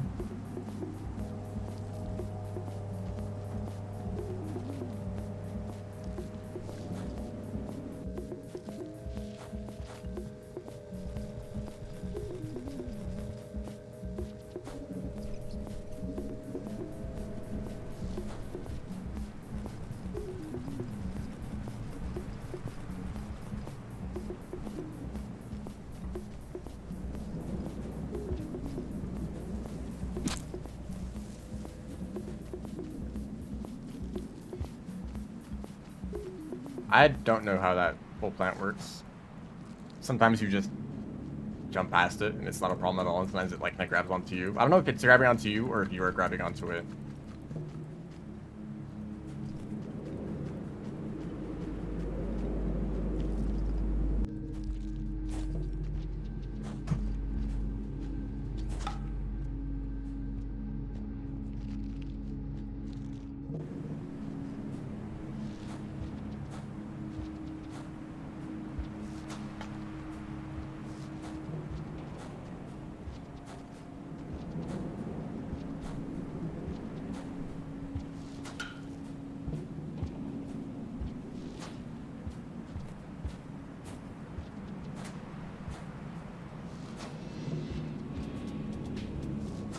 Thank you.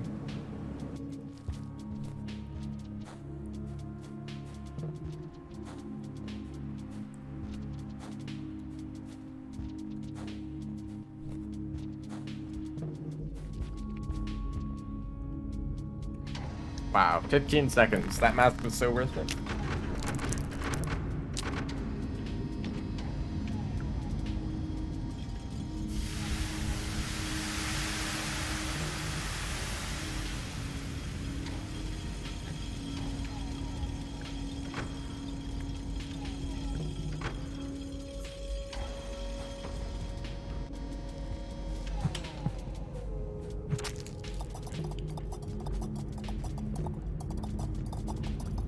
I like being able to see.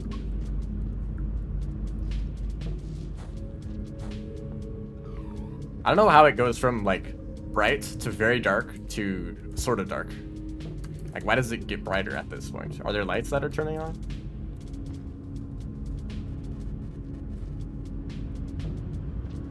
Who needs lights here?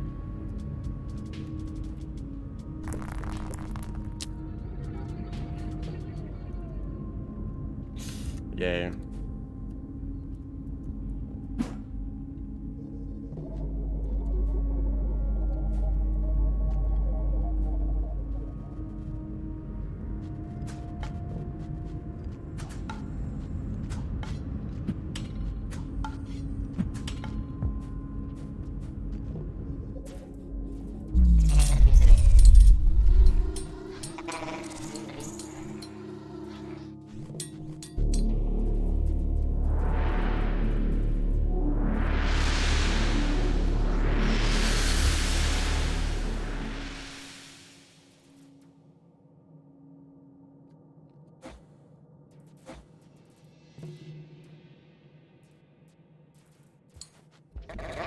That could actually be a really interesting mechanic. If you spend a lot of time in a dark area, it would slowly become brighter over time because you're like adjusting to the darkness. So if you're like in shaded for the first time and you don't know where to go, eventually you'll be able to see a little bit, you know.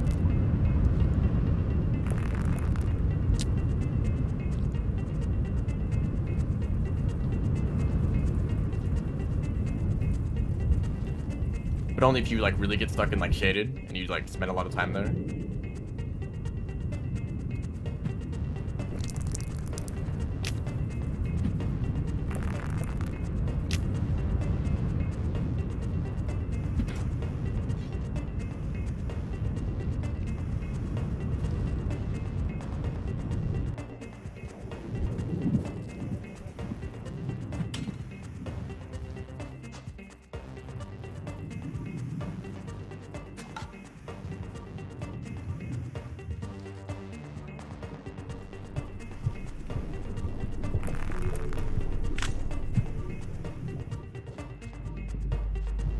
Wow, somehow that gave me no speed at all.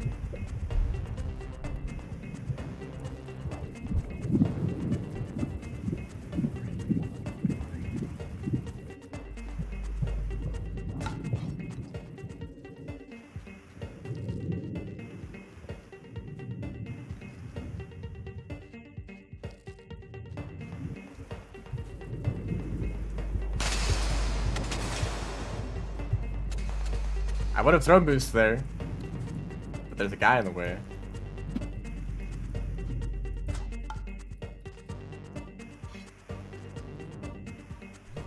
Nope. Oh my god.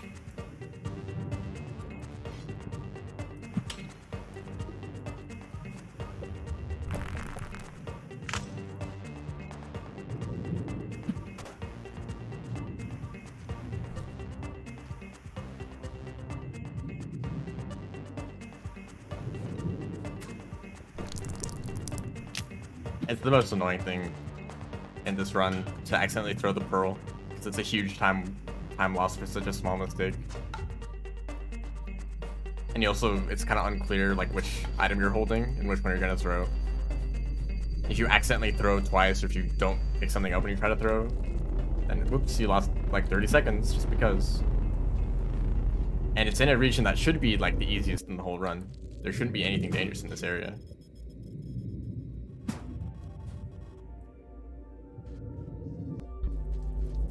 And it should be entirely in your control too. It's not like it's random like creatures are in the rest of the run.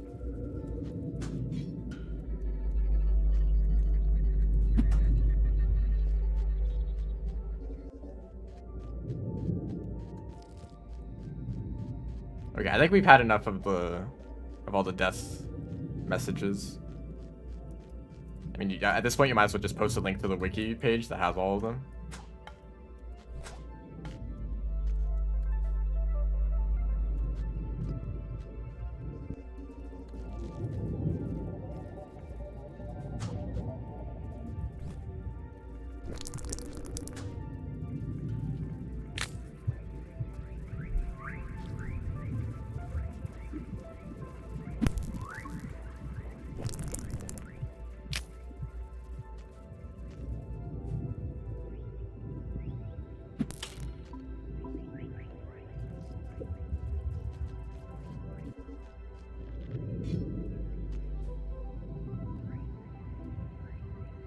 Thank you.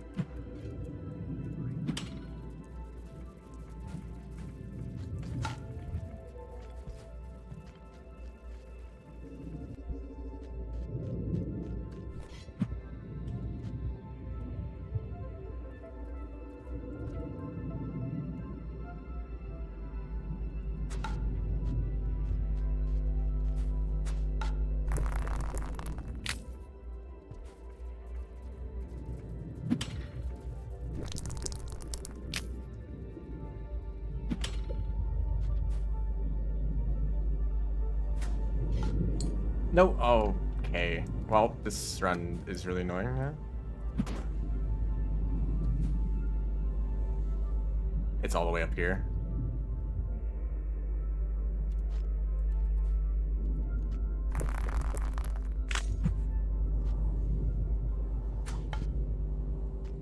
That's like a whole minute time loss again, for no reason.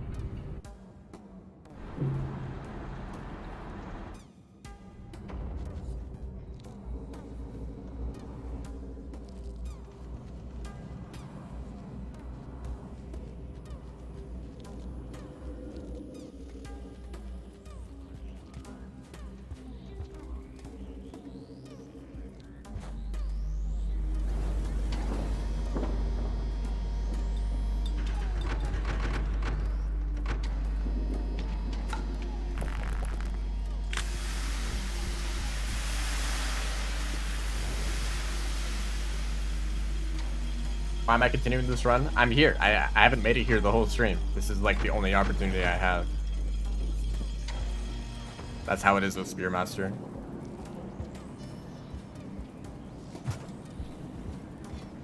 It's either you get a bad run or you never get a run at all.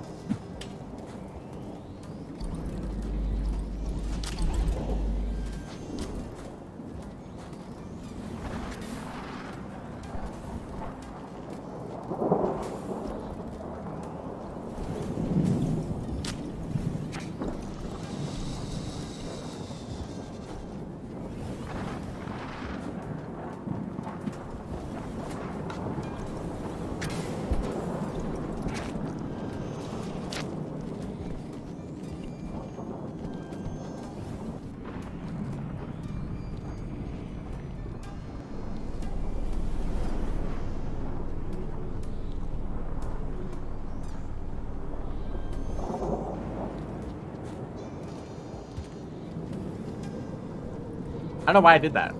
That's a regular tech, not a Spearmaster tech. I got lucky there.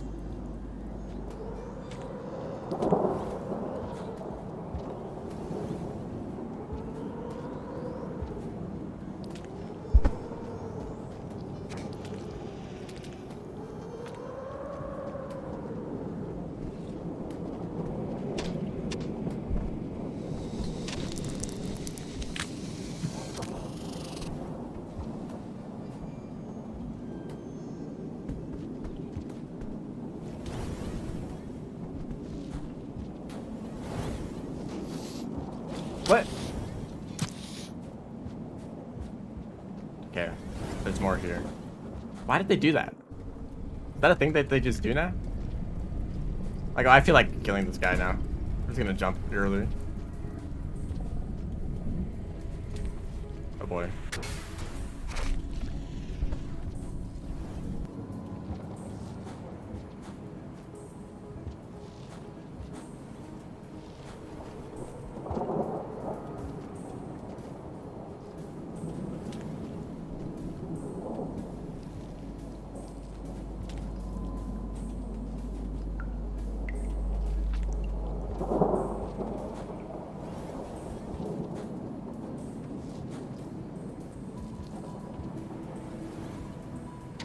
Have I managed to lose time every single split so far?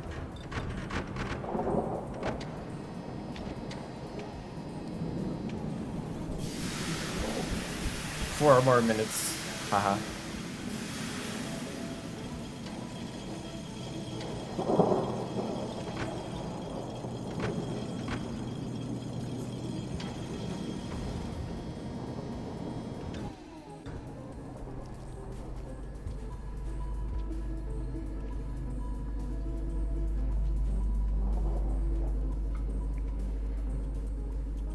Yeah, there are 4 minutes at the very end of the run, if I avoid dying.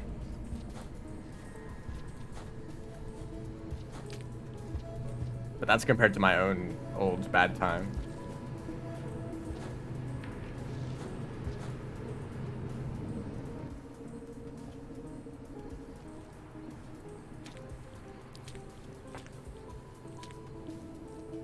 It definitely reached, but just didn't grab on.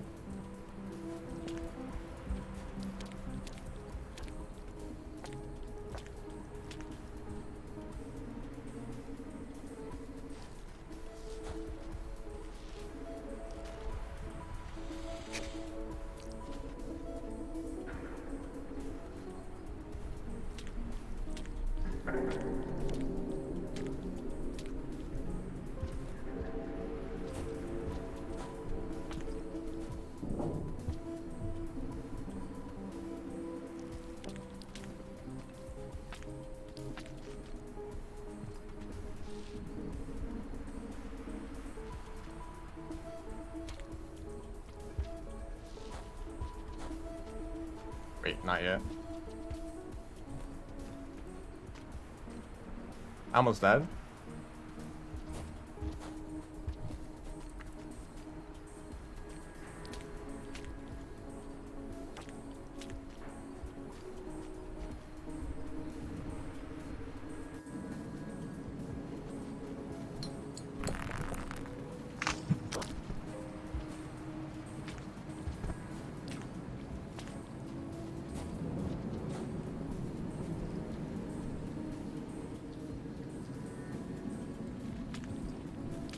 But that was the blue lizard that I saw earlier. Okay, let's just do this.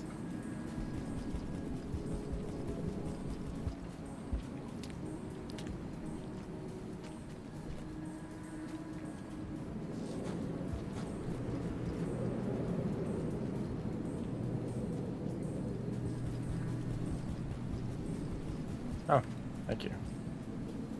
What is this run? Why am I here? Oh, there's another droppic. Right, of course.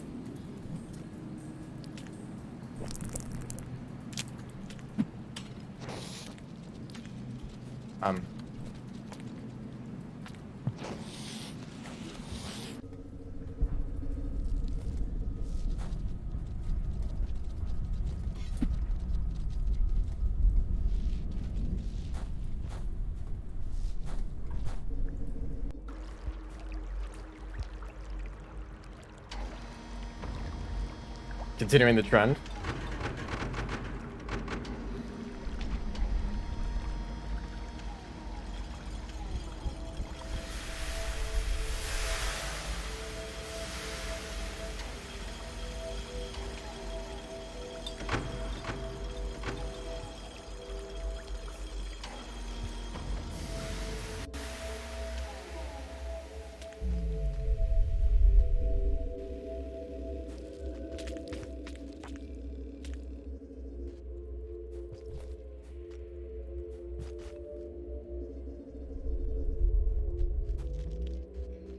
That drophook was not polite.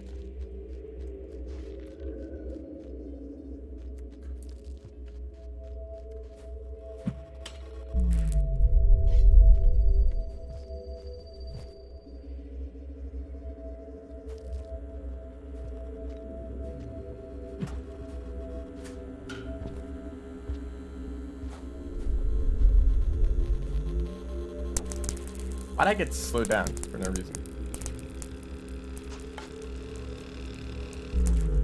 Okay, that's just a big waste of time for no reason.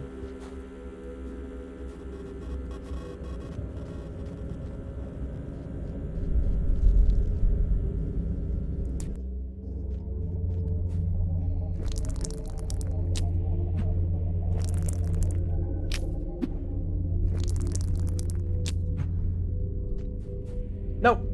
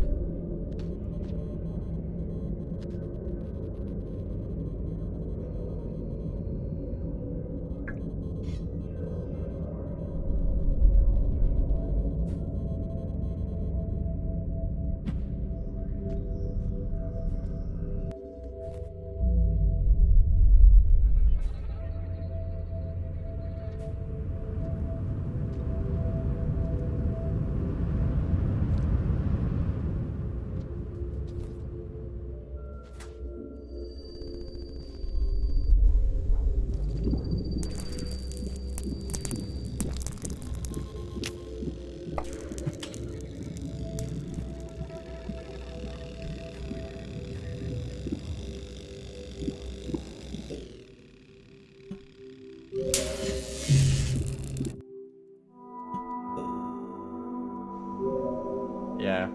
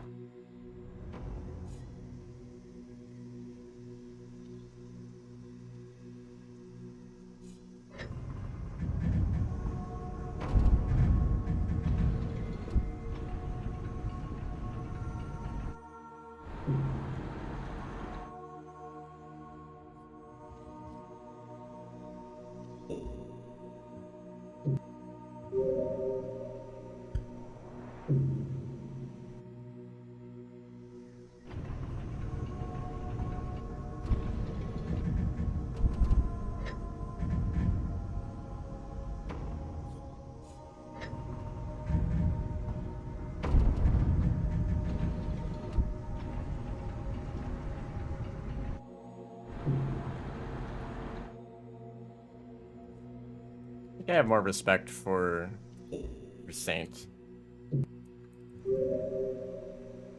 Like, that's actually a good speedrun.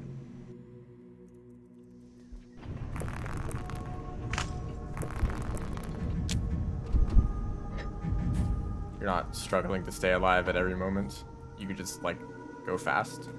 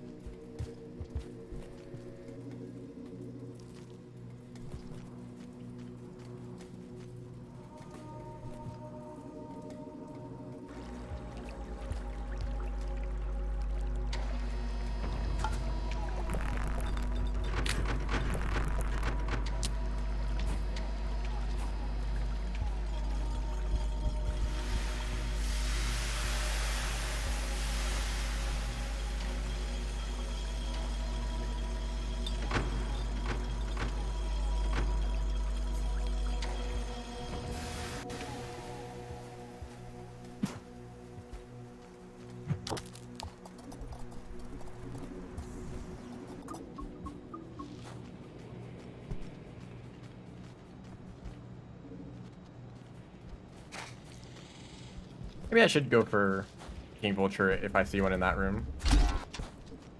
Because I'll perfectly spawn in a King Vulture in Chimney. I might as well take advantage of one if it shows up earlier than that.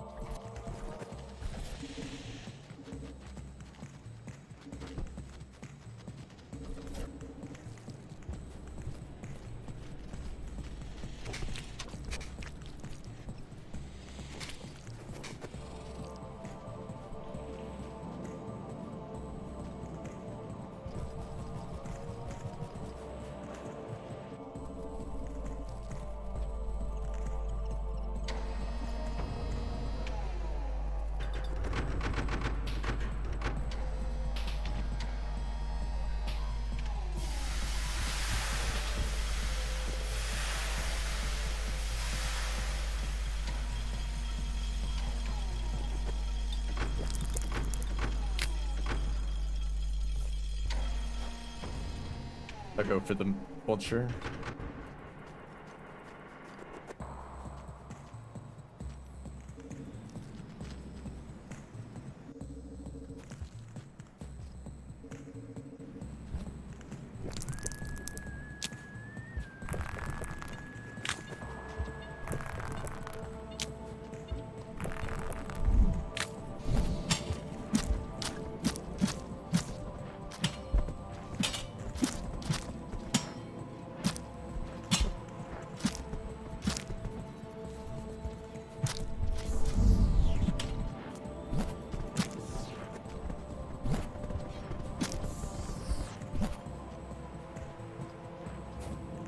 I didn't ask for you.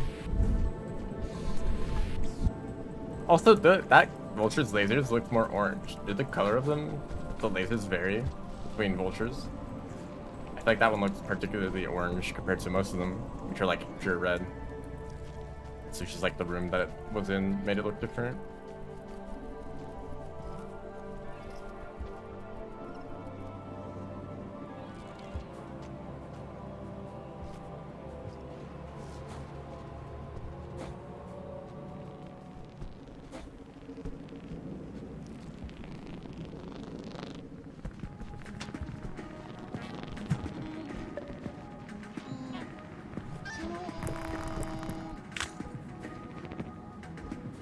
I think I killed a noodle fly, but they were distracted by the white lizard.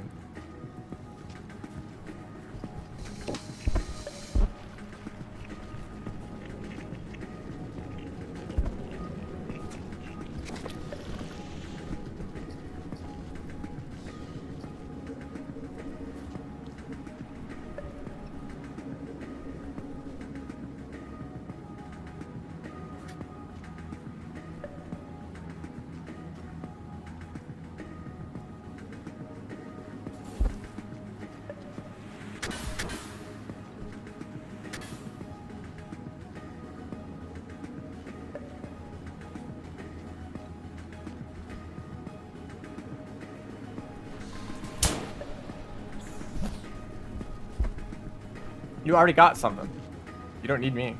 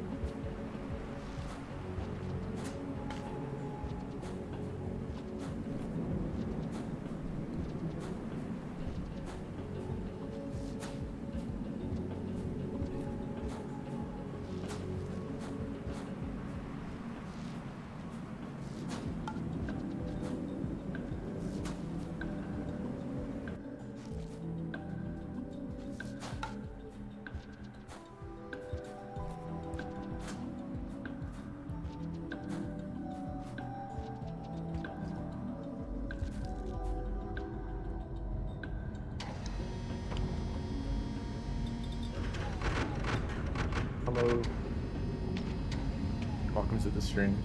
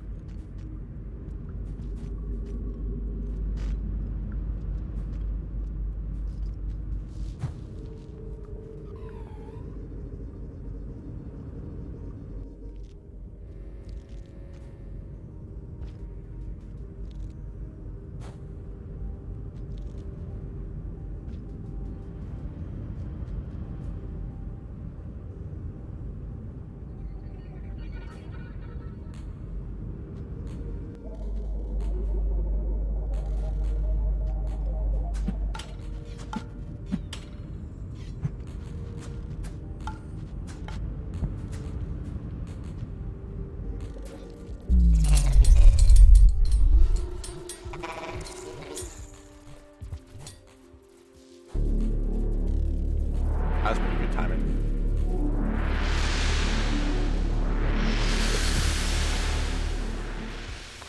Okay, this is like worst case scenario.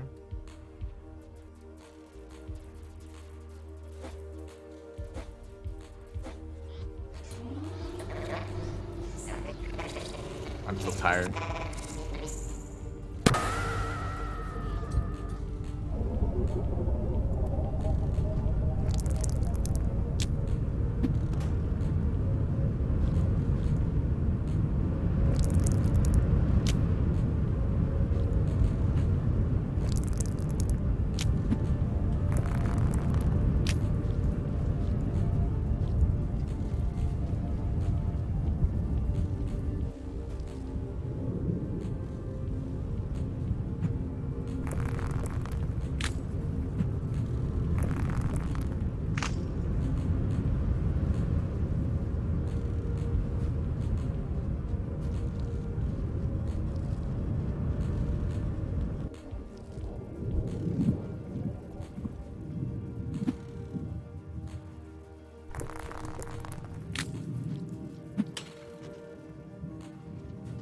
You know, the ancients probably did drink void fluid at some point.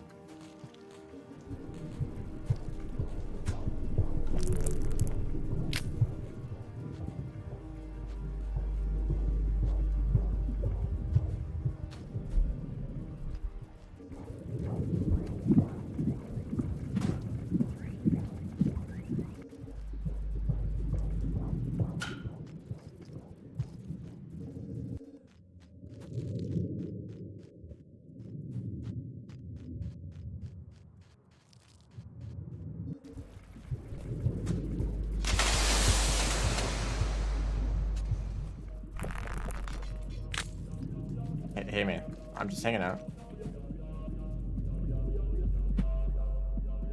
Okay, that it started very fast and then it slowed down very fast.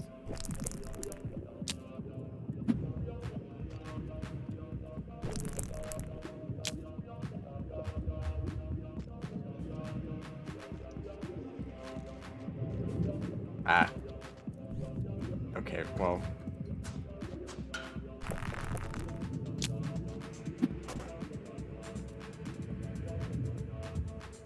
It just is gone. Oh, there it is. There it is. I saw it.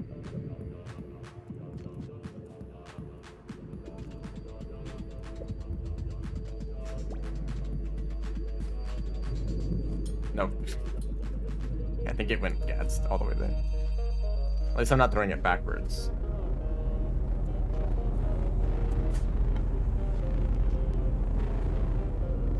It's a little sad that you have to carry the pearl through pebbles where throw boosting would be the most, where it's actually like the most powerful. Like you want to throw boost as much as possible in pebbles. It's risky because of the pearl. You have to be careful. Oops.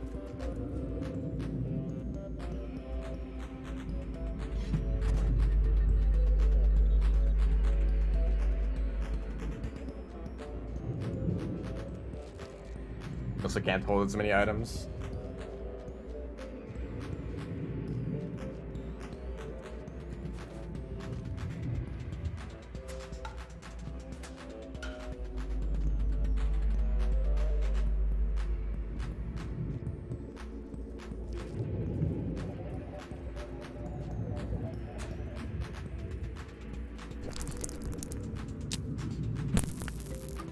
There's so many of them.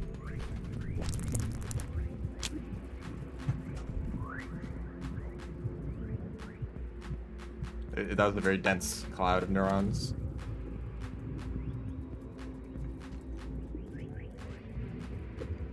Where rot is, we don't see any rot here. And this path isn't even close to unfortunate developments.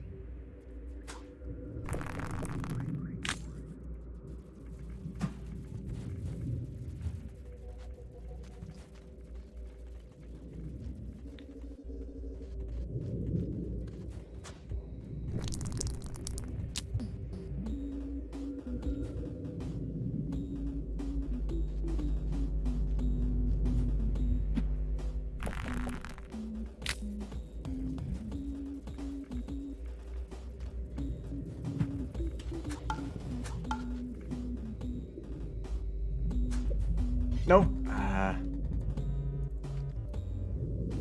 That was almost perfect.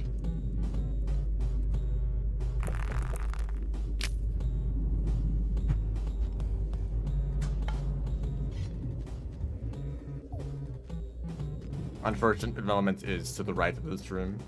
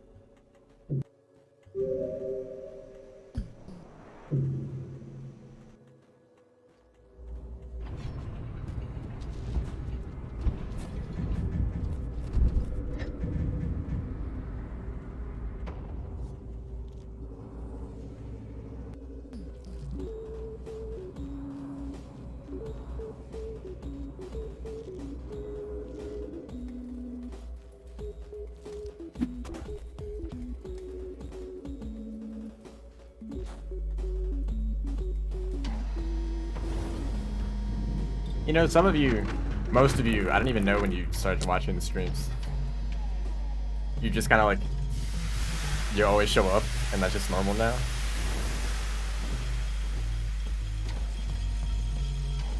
Well, actually, a bunch of you came from the raid recently, so I recognize you all from that.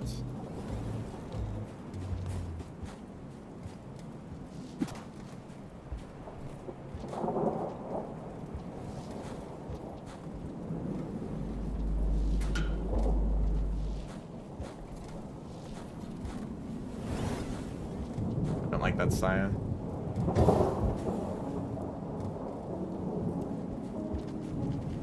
Nope. I risk it.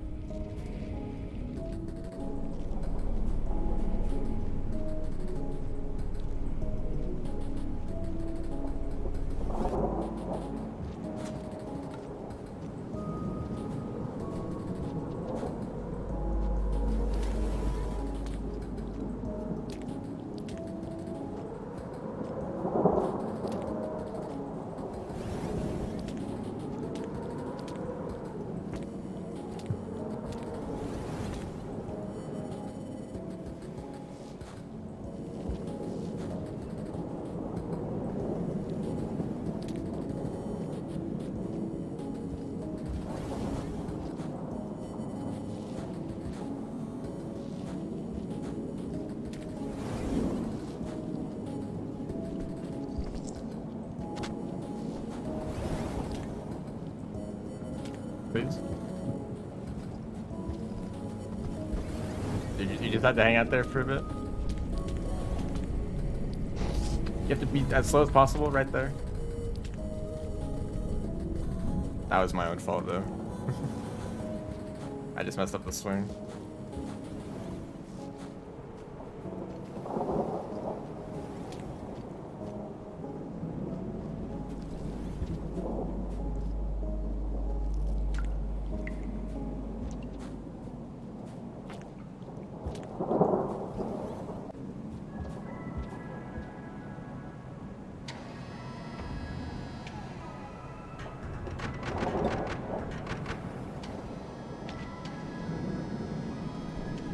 That one rib stream. I think that was kind of recent, actually. Just before, like, the Artificer attempts, which was before the Vermont, or the Spearmaster.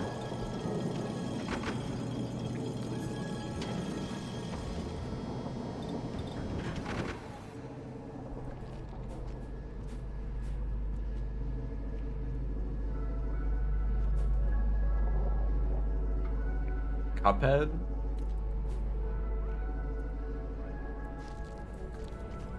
Yeah, realistically, okay, well, first of all, with Cuphead, I don't really like that game. I don't really want to stream it. And plus, everyone's already seen it before. It's, like, pretty old.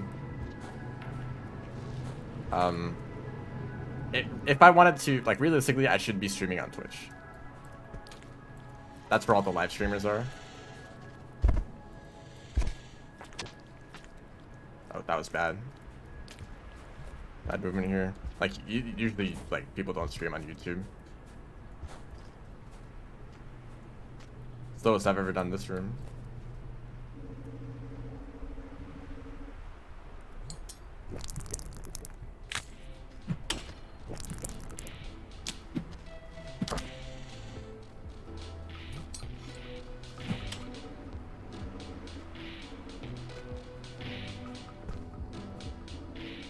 If you want to stream on YouTube, it's really recommended to regularly make YouTube videos alongside it. Same with Twitch, honestly. If you actually want to grow a lot from live streams, YouTube videos or any extra content helps a lot. If it's like TikTok or Twitter. Does Twitter? Do people use Twitter? TikTok is a pretty popular option. You know, you can post clips there of the stream and be like, hey guys, if that clip was funny, you should go check out the stream. I don't know why I'm doing this.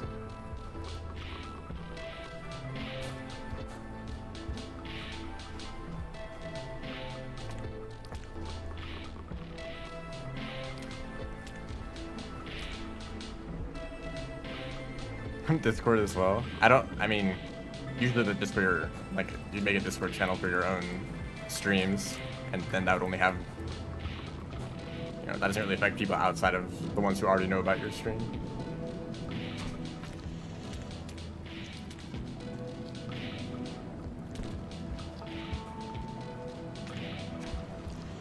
Okay, I should have just done that from the beginning.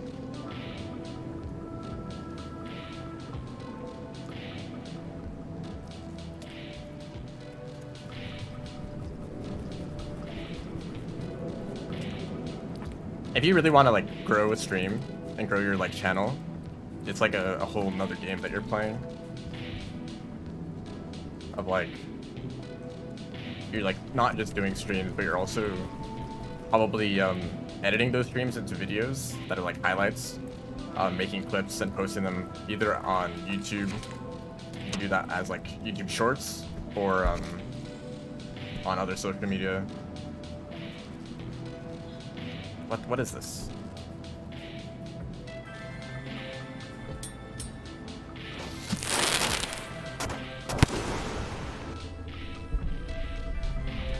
It's like a whole game that I feel like I just don't really want to like try to engage with.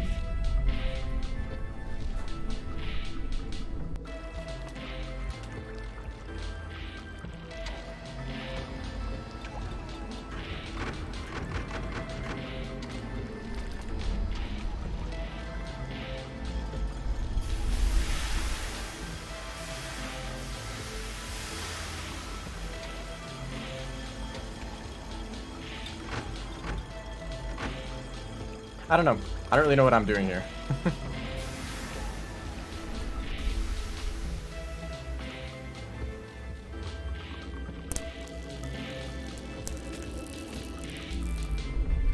Maybe streams would be enough if I wasn't just playing Rain World. Or actually, like, any game that was popular at all.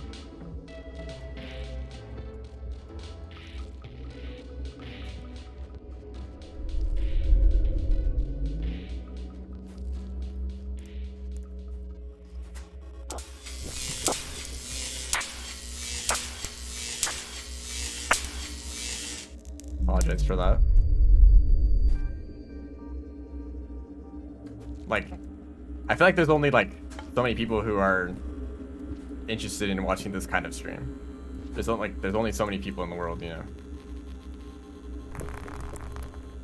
Even if like a bunch more people knew about these streams, like, I don't know, it's just like not enough people in total in like the whole like Rain World community.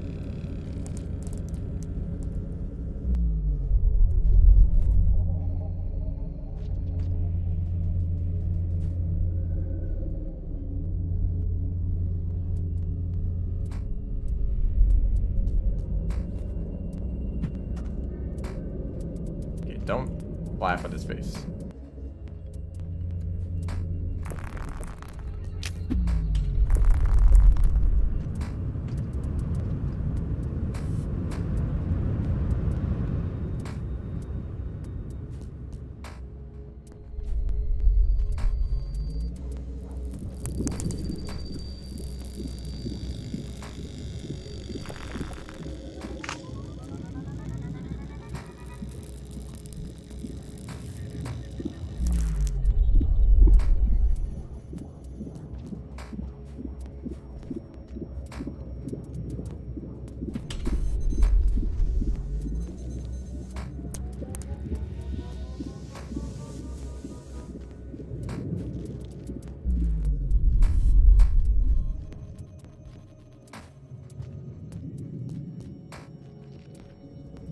I mean, that's appealing to a different side of the community. Those like animations.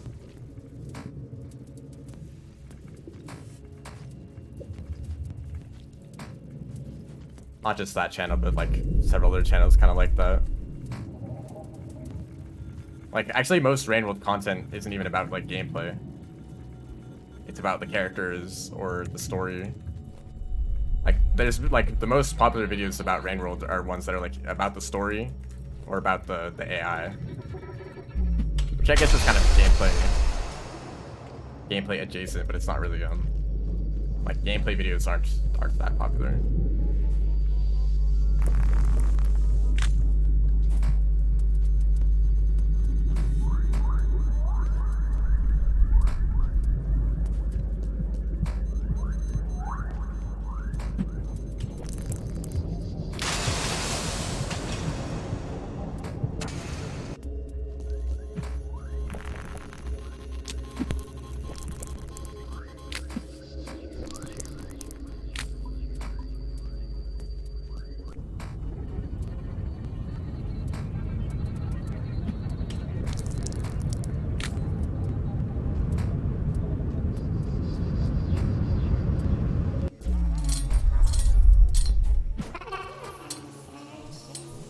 Hi, Moon. It's been a while.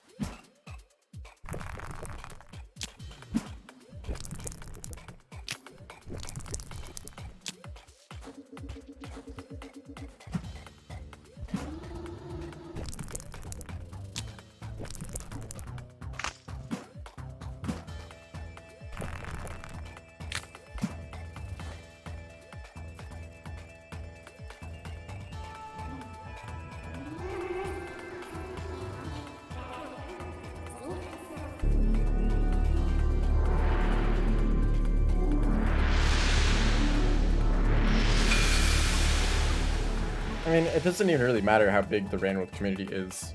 It's just not a really sustainable game.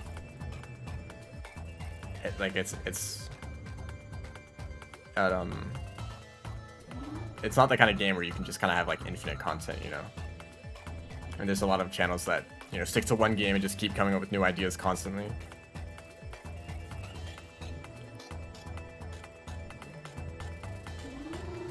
I mean, I'm sure that all of the like streams that I've done that were based on some sort of interesting idea or challenge or mod, I could have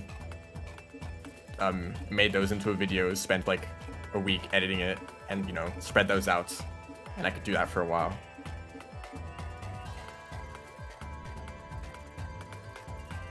And some people do that kind of thing, I think.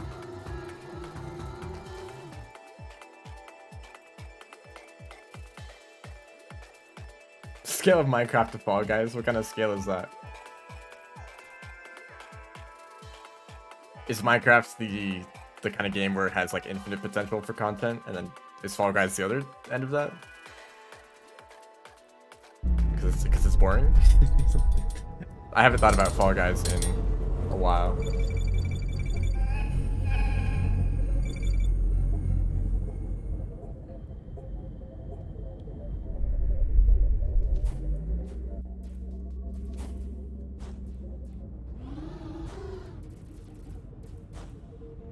Man, really had to get in the way.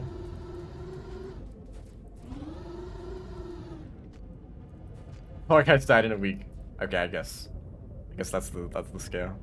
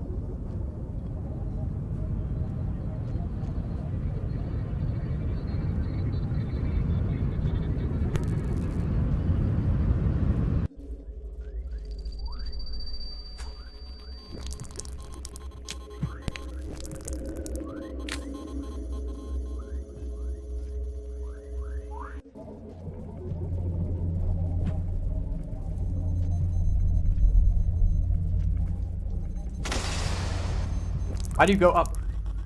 Why do you go up, dude?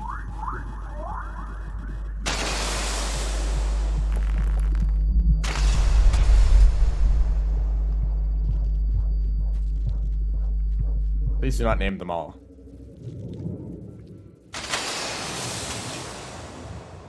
That is unnecessary.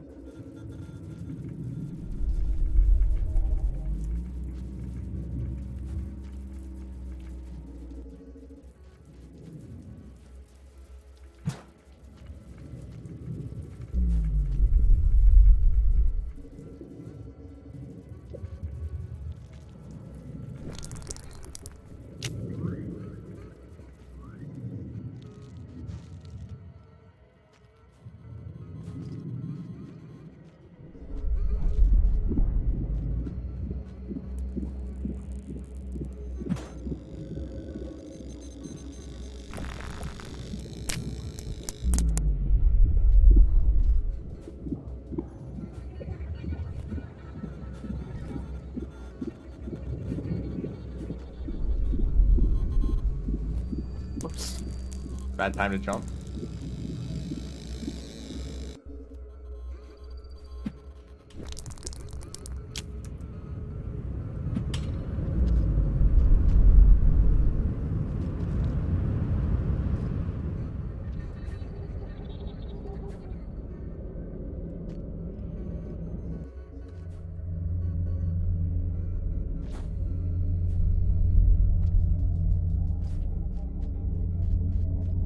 really like the background effect in this room.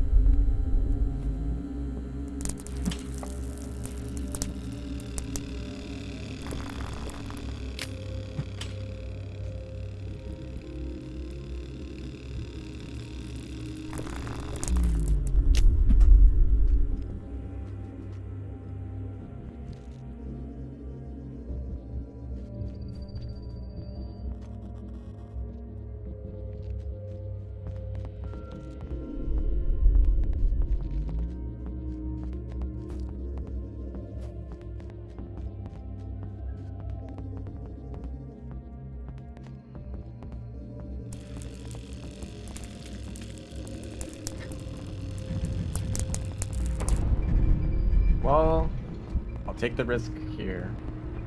I need a long cycle.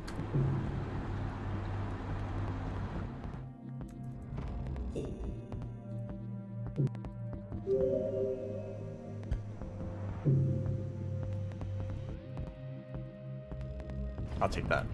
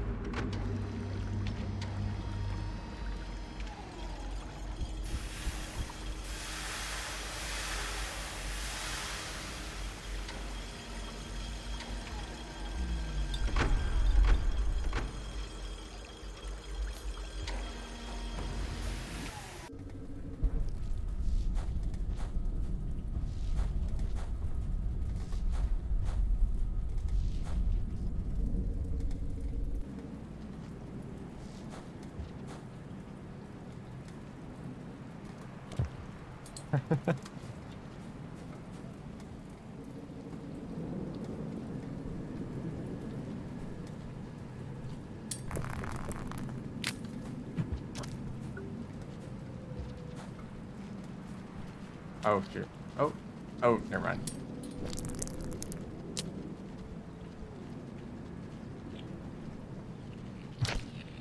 Why do they do that?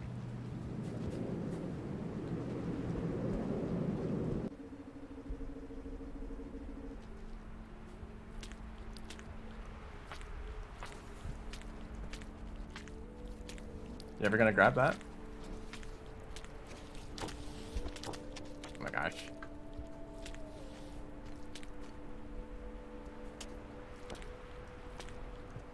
Like a waste of time.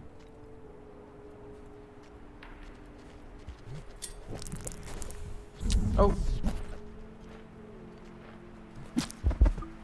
Uh-oh. Uh-oh. No. Well. Yeah, he's dead. Well, okay. I don't know if that's a big deal. I have a mask. Wait, where's the pearl?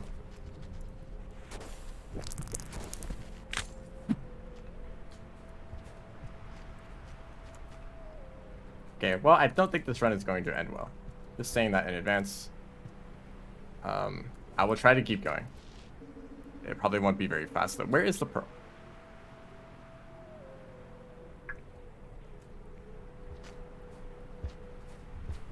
Did it? Oh, okay. Well, that's cool.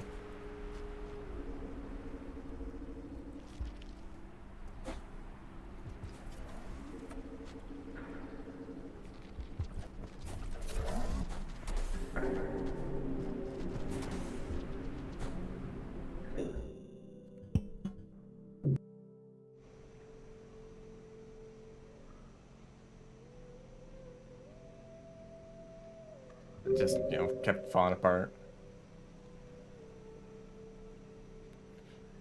Funnily enough, I think demasking the vulture actually was the problem there. If I didn't demask it, it would be a lot more passive, but demasking a vulture means it's pretty much immediately going to try to kill you.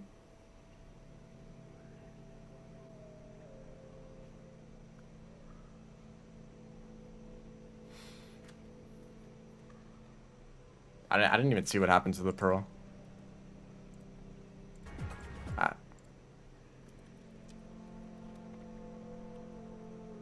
Oh, I just threw it when I was trying to throw spears at the vulture. I was just spamming the throw button. Well, time to die in industrial like 5 times in the end of the stream. Might as well just go through the motions.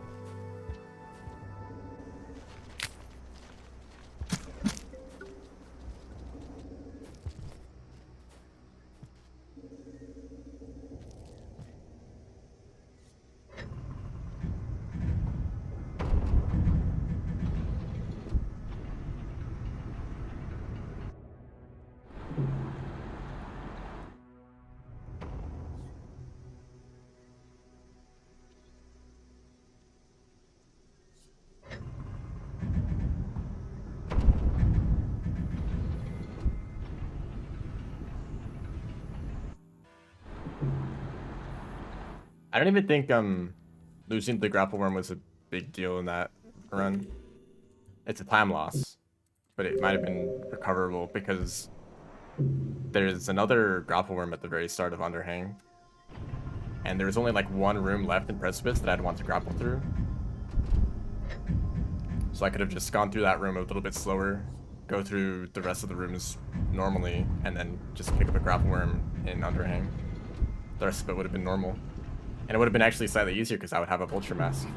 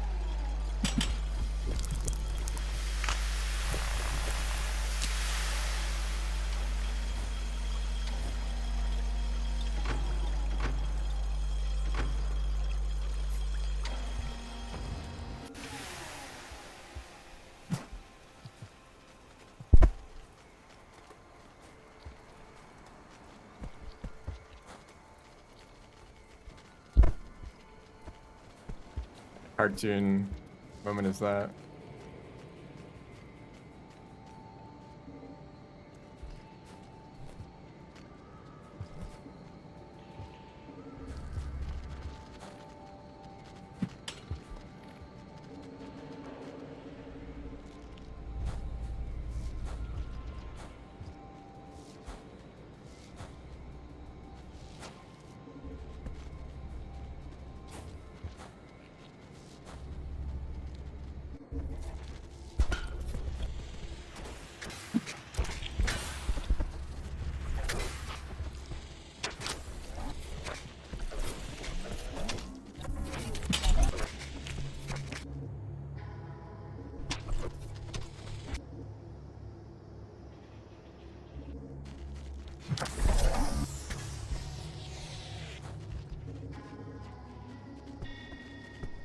Imagine if there was an alternate way to go up the chimney by going to the right.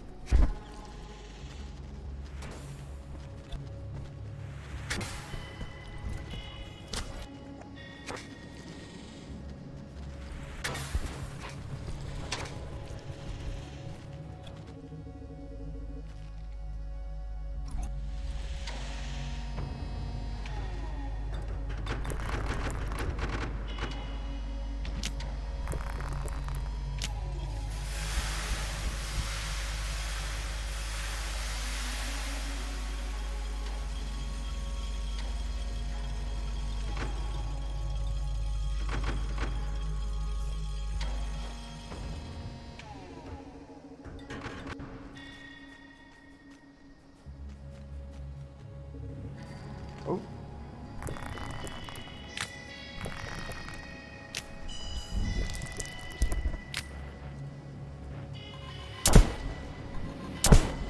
Nice shot, dude.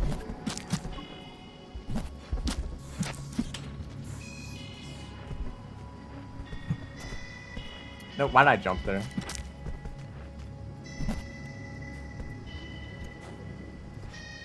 That was actually, that could have been a lot faster.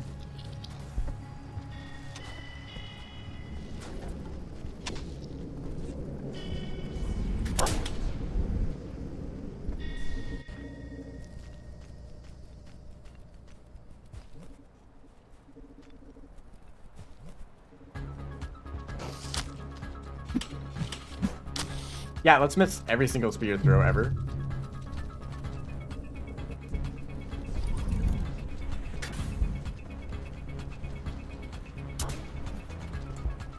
Do it.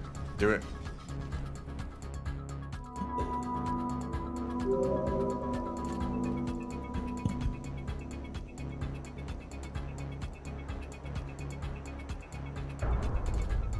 I like how you, like, almost leave that room before the droplet gets you. By, like 2 frames.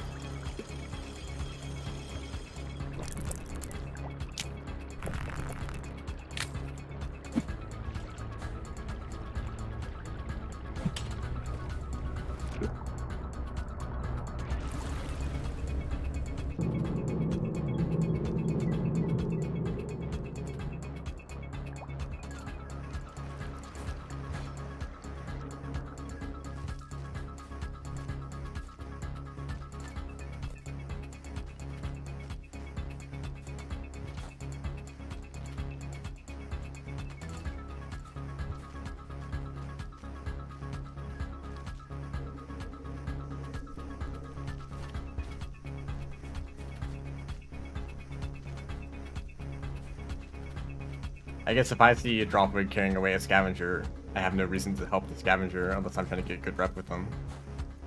Like, if anything, it means that I don't need to worry about the dropwig being dangerous to me. Although that'd be more applicable if it was like a lizard, because usually dropwigs wandering around aren't that dangerous anyway.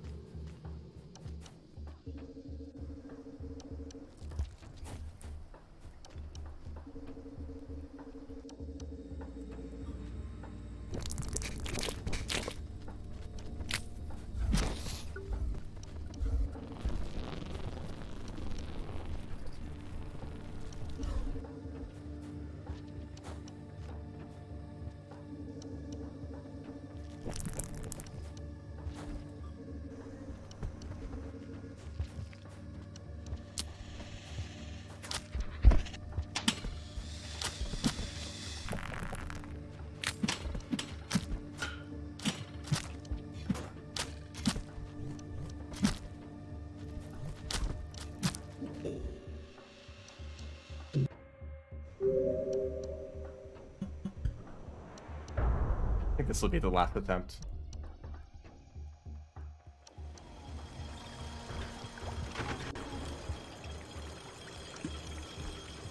Are you aware of the current Spearmaster world record? You know what that run is like?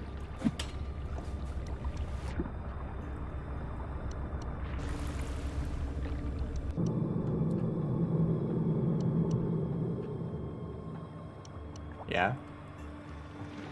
No?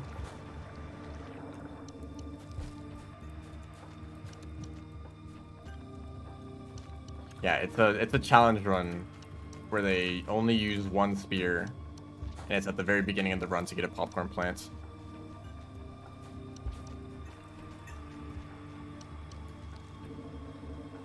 Using only one spear throughout, or essentially not using any spears throughout the whole run, makes it significantly slower.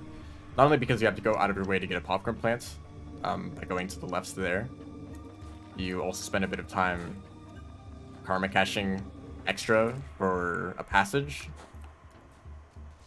You then need to get through the entire run without using spears at all, which just kind of makes it more difficult, and you need to use more difficult techniques to get through certain sections.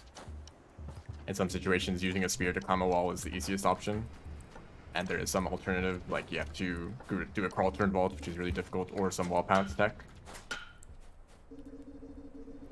So I'm competing against a run that is actually a challenge run, and that is significantly slower because of it. So realistically, beating the world record should not be difficult, because they like inherently lose a few minutes just by doing the challenge. You know, by not doing the challenge myself, I'm like constantly a few seconds ahead, or a few minutes ahead.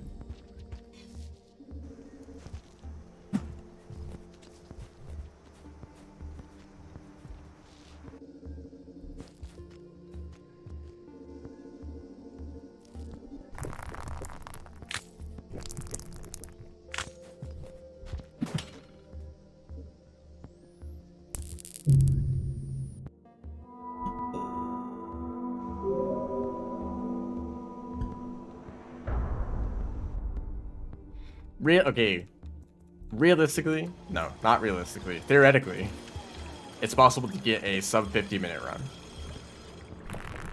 I've done it before in practice runs with creatures disabled.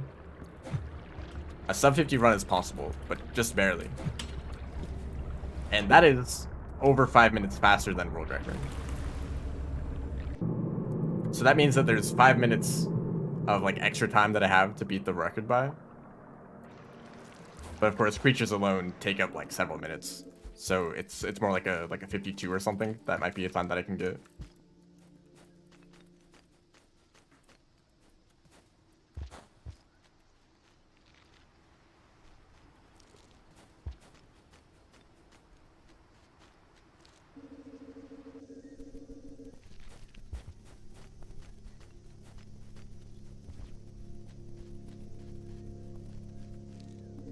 And there's two things I can try to go for, or there's two ways I can go about this. One is to try to get the best possible run I can, and get as close to a sub 50 as I can get. Potentially even getting a sub 50 eventually if I get lucky with creatures. Or I could play carefully and just try to finish a run that's fast enough to just barely beat the record.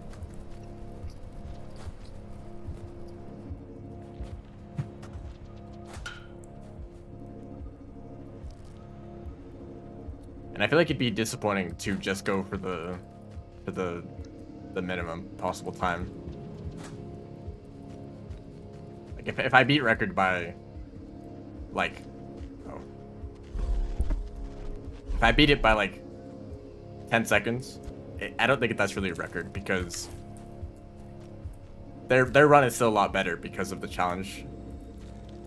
You know, if I actually want to get like a good record to beat that one, then it should be like several minutes faster. That actually like makes up time compared to their like inherent time losses.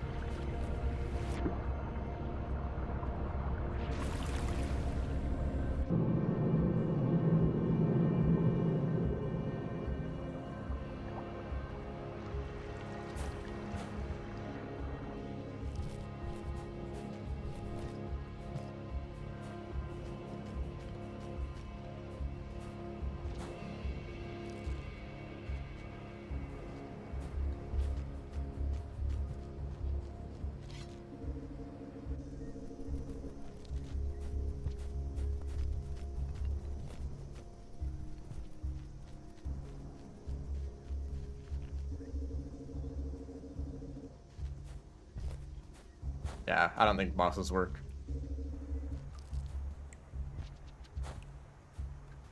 I mean, even the boss that's in the game, okay, there's two bosses. There's the Scav King, who's not great. And they're pretty much just a scavenger with higher stats. And then there's some Challenge 70, which just kind of is awful. And it doesn't really have anything to do with Rain World in terms of mechanics.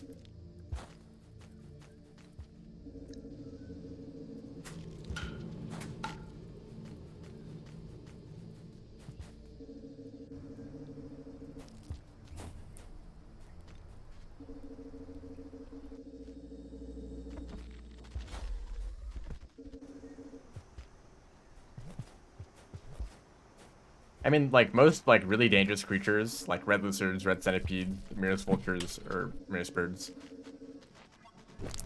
they're effective because they are,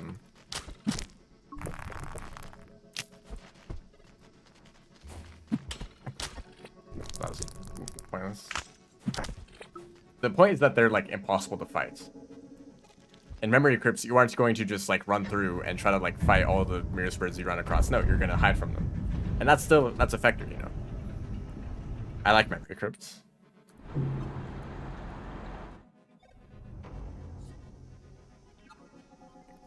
The point of a boss fight is to go and face it directly and fight it.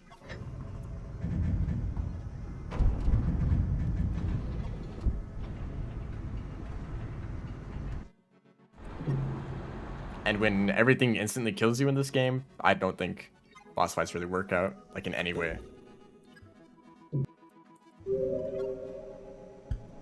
Plus, your own combat abilities are very limited. Like, the most effective way to take out a large creature is, like, an explosive spear.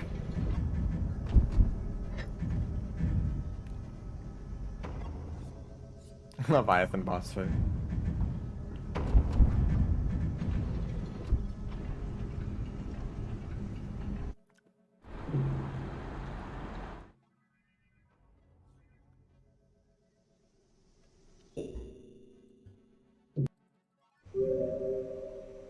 The only kind of boss I can see working in Rain World would be like an Ori style boss where you're actually just running away from it the whole time.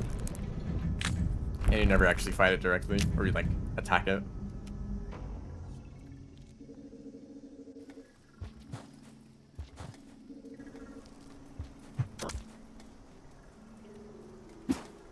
Well,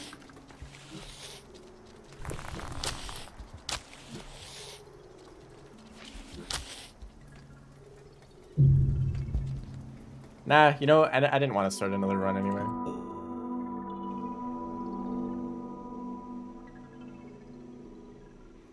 I guess that'll be the end.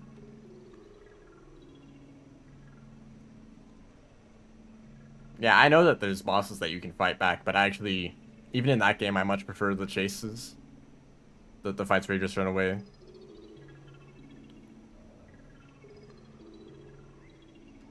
Because it's just movement, and the movement is fun.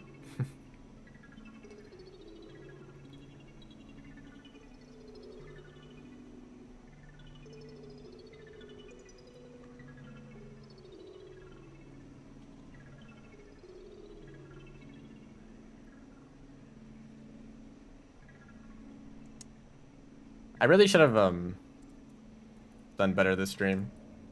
There were like a lot of attempts that got far, and I just like made some dumb mistake, like dying in Pebbles, and like I died in Pebbles and Moon today. Like that really shouldn't happen. Those are like the easiest parts of the run, and that's like 2 attempts that I could have had. You know, I mean, you know, just getting to Underhang isn't a guarantee that I make it any further, but.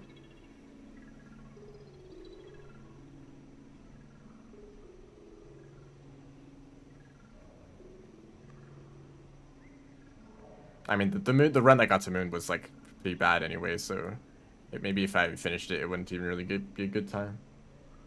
Yeah, all the deaths, maybe you're not too familiar with Spearmaster, but it's just all RNG. All of it is just bad luck. If you enter Industrial, there's like a 20% chance that you don't see any lizards at all, and you just make it through for free. The rest of the time, there's like several cyan lizards and white lizards, and the red lizard is in a bad spot, and there's a blue lizard in the way, and there's a drop bug that gets you. Maybe a vulture shows up too. you're just doing enough attempts to get those 20% chances of just getting through a region quickly without any interference from creatures.